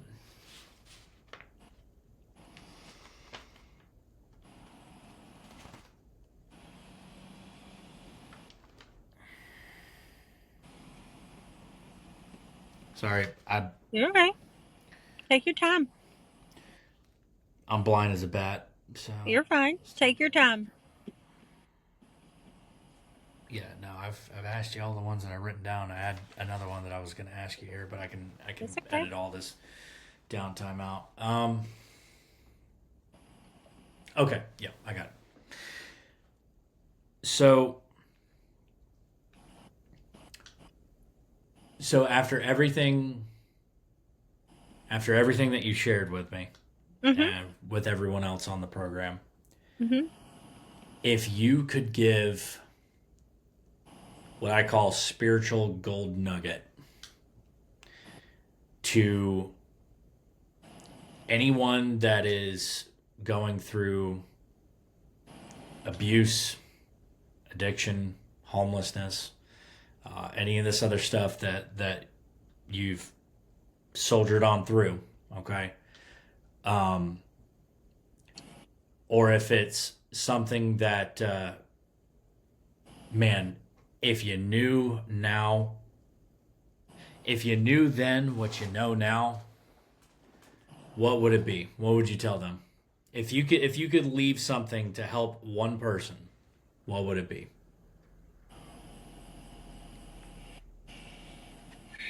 If I could leave something to help someone,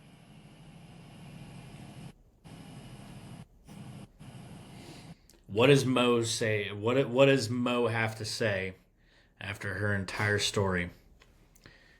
the there's probably actually two things. Sure.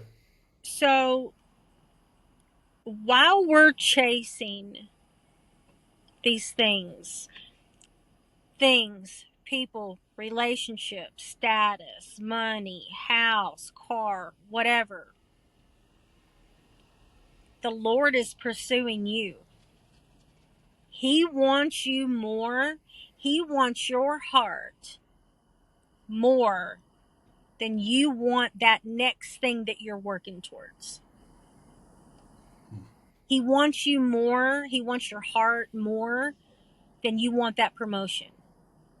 He wants your heart. He wants you more than you want that old girlfriend or that old boyfriend or back or that parent to love you.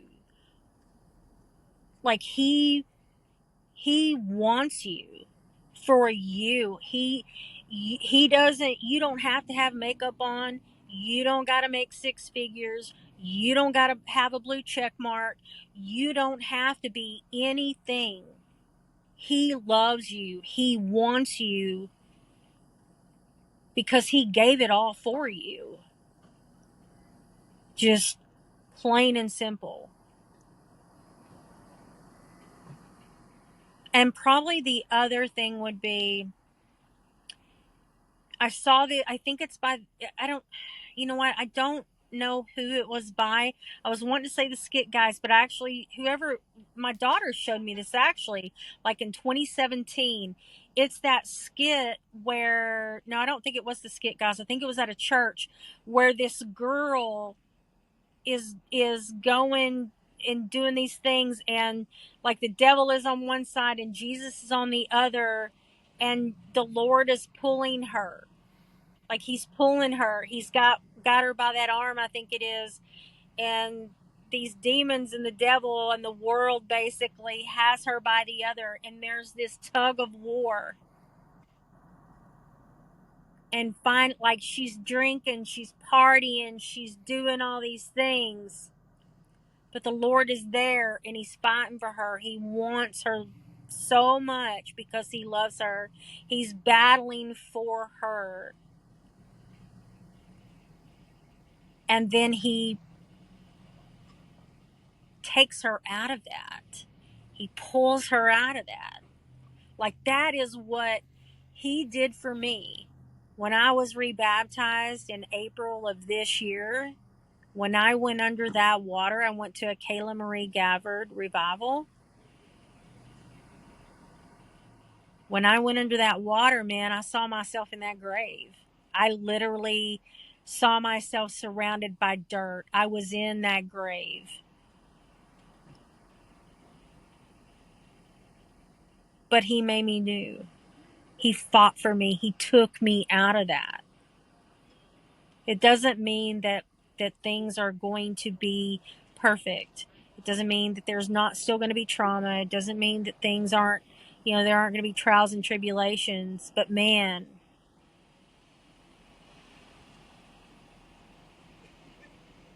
the weight of the world is not on my shoulders.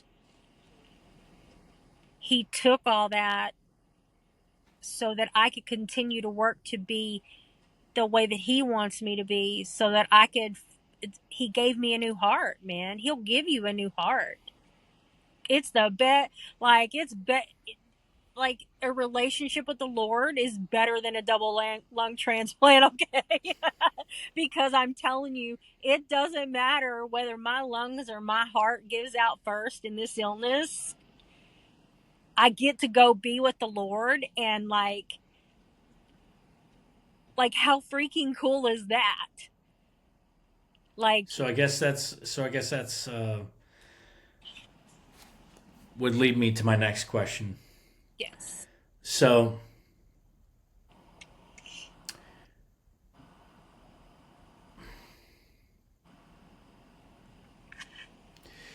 what is your mission now in the interim while you're still here?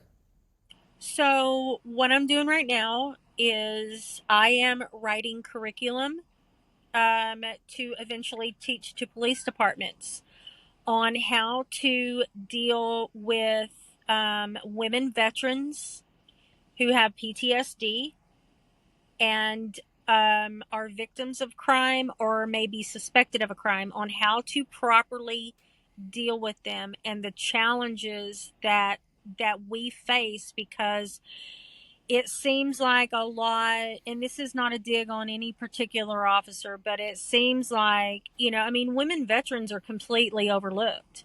I've been screamed at for parking in a veterans spot, but now, I got tribal veterans tags, so nobody says anything except, "Oh, thank your husband." I'm like, what are you talking about?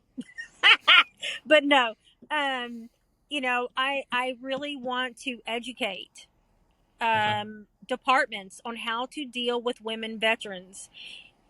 When a woman veteran says, "Hey, I'm a veteran and I have PTSD," there should be something that kind of clicks and says, "Okay, this is a very Right. different situation than what I normally have." Right. Because the challenges are going to be different in communication and things like that. Another thing that I'm working on is in the Native Women Veterans Organization that I'm on the board of. I found out that there is no data readily available. From what I can gather, there's none at all about Native women veterans who have experienced military sexual trauma. MMIW is an epidemic in the Native community. It's missing and murdered Indigenous women. It's also girls, people, men. I mean, it's all. But I can only speak for the women community, obviously. But MMIW and MST for Native women veterans can go hand in hand. Like I told you, I went to that Native women veterans conference, and 90% of the women in that room raised their hands that they were survivors of military sexual trauma. But I can't find any data to say this is the percentage of Native women in the military that report sexual assault or any type of military sexual trauma. That data just doesn't seem to be there. So I am trying to write, I don't know, whatever I need to do to get the attention of someone in DOD to be like, hey, we need to start collecting this data. And what I want to do is to travel to bases in the United States and meet with Native women who are on active duty and talk to them about the connection between the two, about how important it is to speak up, how to find an advocate that is culturally connected that can help them. So, I mean, I'm really trying to take pain and turn it into purpose.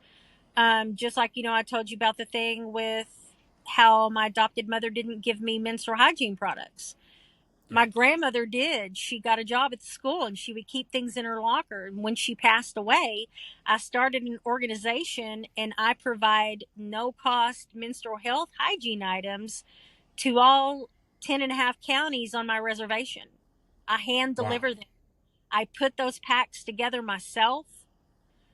I I put a scripture card in each one. I put a little kit together. I drive it to these schools. I drive it to rural schools because they're usually the ones that are most impoverished. The poverty rate is high. They don't have stores around that they can just go to. Maybe their parents work out of town. I've even delivered. I've delivered to community centers and foster care and DV shelters and responded to tornadoes and ice storms. I mean, like I told you, if there's anything good about me that I learned, it's because of my grandmother. And it was important for me to carry on that legacy, to her legacy, because all I really ever wanted to do in my life is to help people. I was just always told that was stupid. That was a waste of time. That's what I was always told as a kid, as a teenager, as an adult. Why would you do that? That's stupid. You're not getting nothing out of this. I don't want nothing out of it. I just want to help people, man, because I've been there. Yeah. I want to You tell have people you have a things. servant's heart. You have a servant's heart. I hope so. I hope so. Because I just want to do, I want, like, what if I change somebody's life with just a couple of pads and a hygiene wipe and a scripture card, I understand that. you know? And again, that kind of brings me back around to why I do these testimonials. Um, I think you'll help out a lot more people than you realize. That's all I really want to do. It truly is. I mean, I,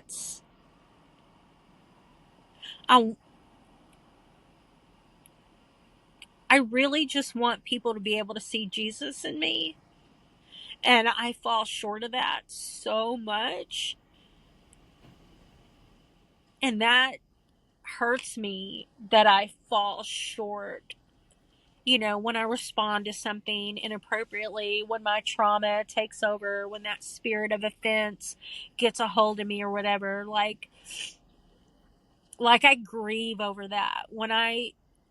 And I'm going to tell you how the Lord has really changed me, like how dramatically the Lord has changed me. Just like you asked me if my adopted mother had ever apologized for the things that she allowed us to experience and the things that she didn't protect us from. Like, she's never apologized. I don't need her apology. I don't need an apology. Um, that's something within her. But like I told you, I apologize to my daughter. And Yeah. I hurt someone last spring.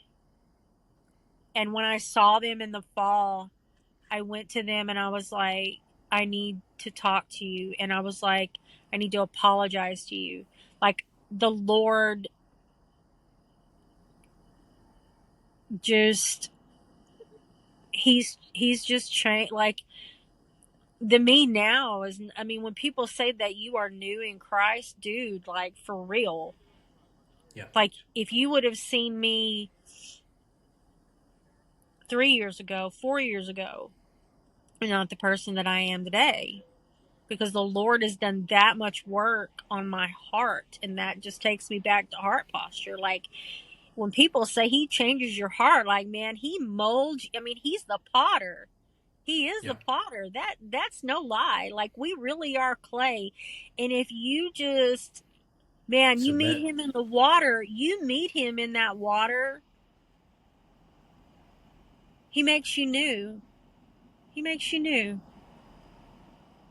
I don't know if I mean, I don't think I'm really inspirational. I'm just, like I tell people, I'm just a nut with internet access, Um, but I do, if I could ever change somebody's life, I think that it would be worth it. All the trauma, all the tears, all the nights hiding in my closet, all the just, I remember one time in April, man, I was just like driving down the road, just like and I was screaming, I just screamed and screamed and screamed. And I knew that I looked crazy driving down the interstate, but I needed to get Probably. it. Probably. And that's okay. I kept it between the lines, but I'm telling you, the Lord was like, get it out. Yeah. Get it out. I got it out. And he was like, now praise me. Give me praise. Because you're mine and I got you. And I did, man. I was in the car just like lifting my hands, singing at the top of my lungs. He let me have that moment. He let me have that moment to scream. And he was like, all right, now let's get back to work. Yeah. I mean, the Lord doesn't talk to me like the Lord talks to me like really direct, He don't be like, now listen, Monica, we don't, he's like, no. Like he He talks to me talks. He like a speaks your Marine. language. Yep. That's the same Somebody way I said got one it. Yeah. time, somebody said one time, God was probably a Marine. I mean, I know, listen, I'm not making light of the Lord, okay? I'm just saying that the Lord talks to me really direct. And he's like, don't do Same that. thing. Don't do Like that.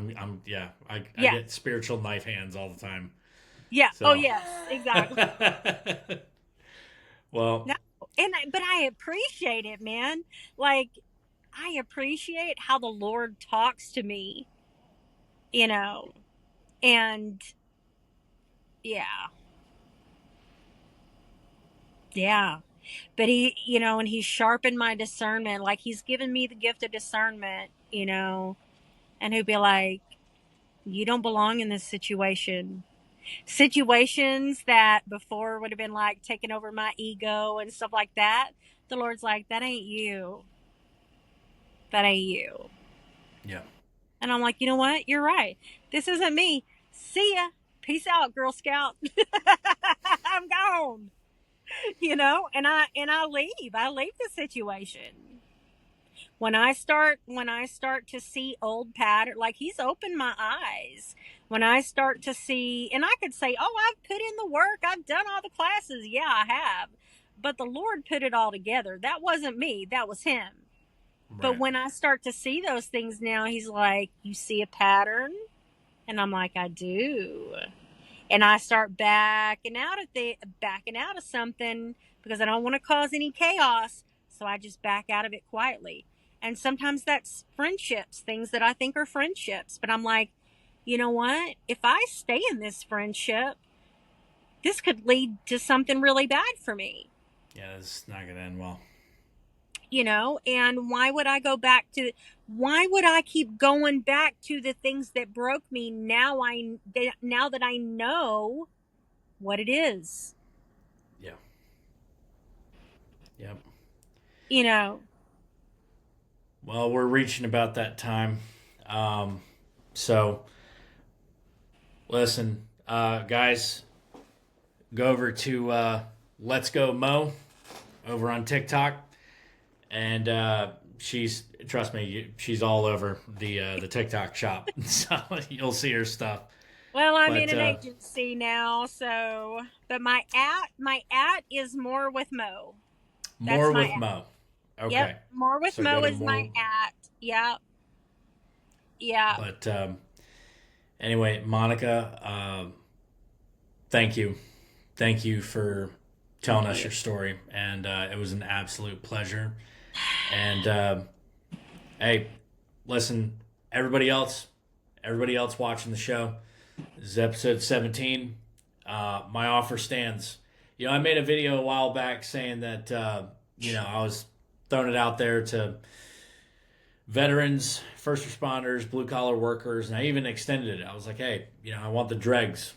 So even if you feel like you don't fit into that category, like you don't qualify, the ex-losers, the ex-boozers, the ex-gangbangers, listen, Christ is calling his people home, and some of you guys have some amazing stories, and just like Monica, you have no idea who you might be able to help with your testimony. So please do me a favor, go on to the YouTube channel, Brass Knuckles Bible Club over on Rumble.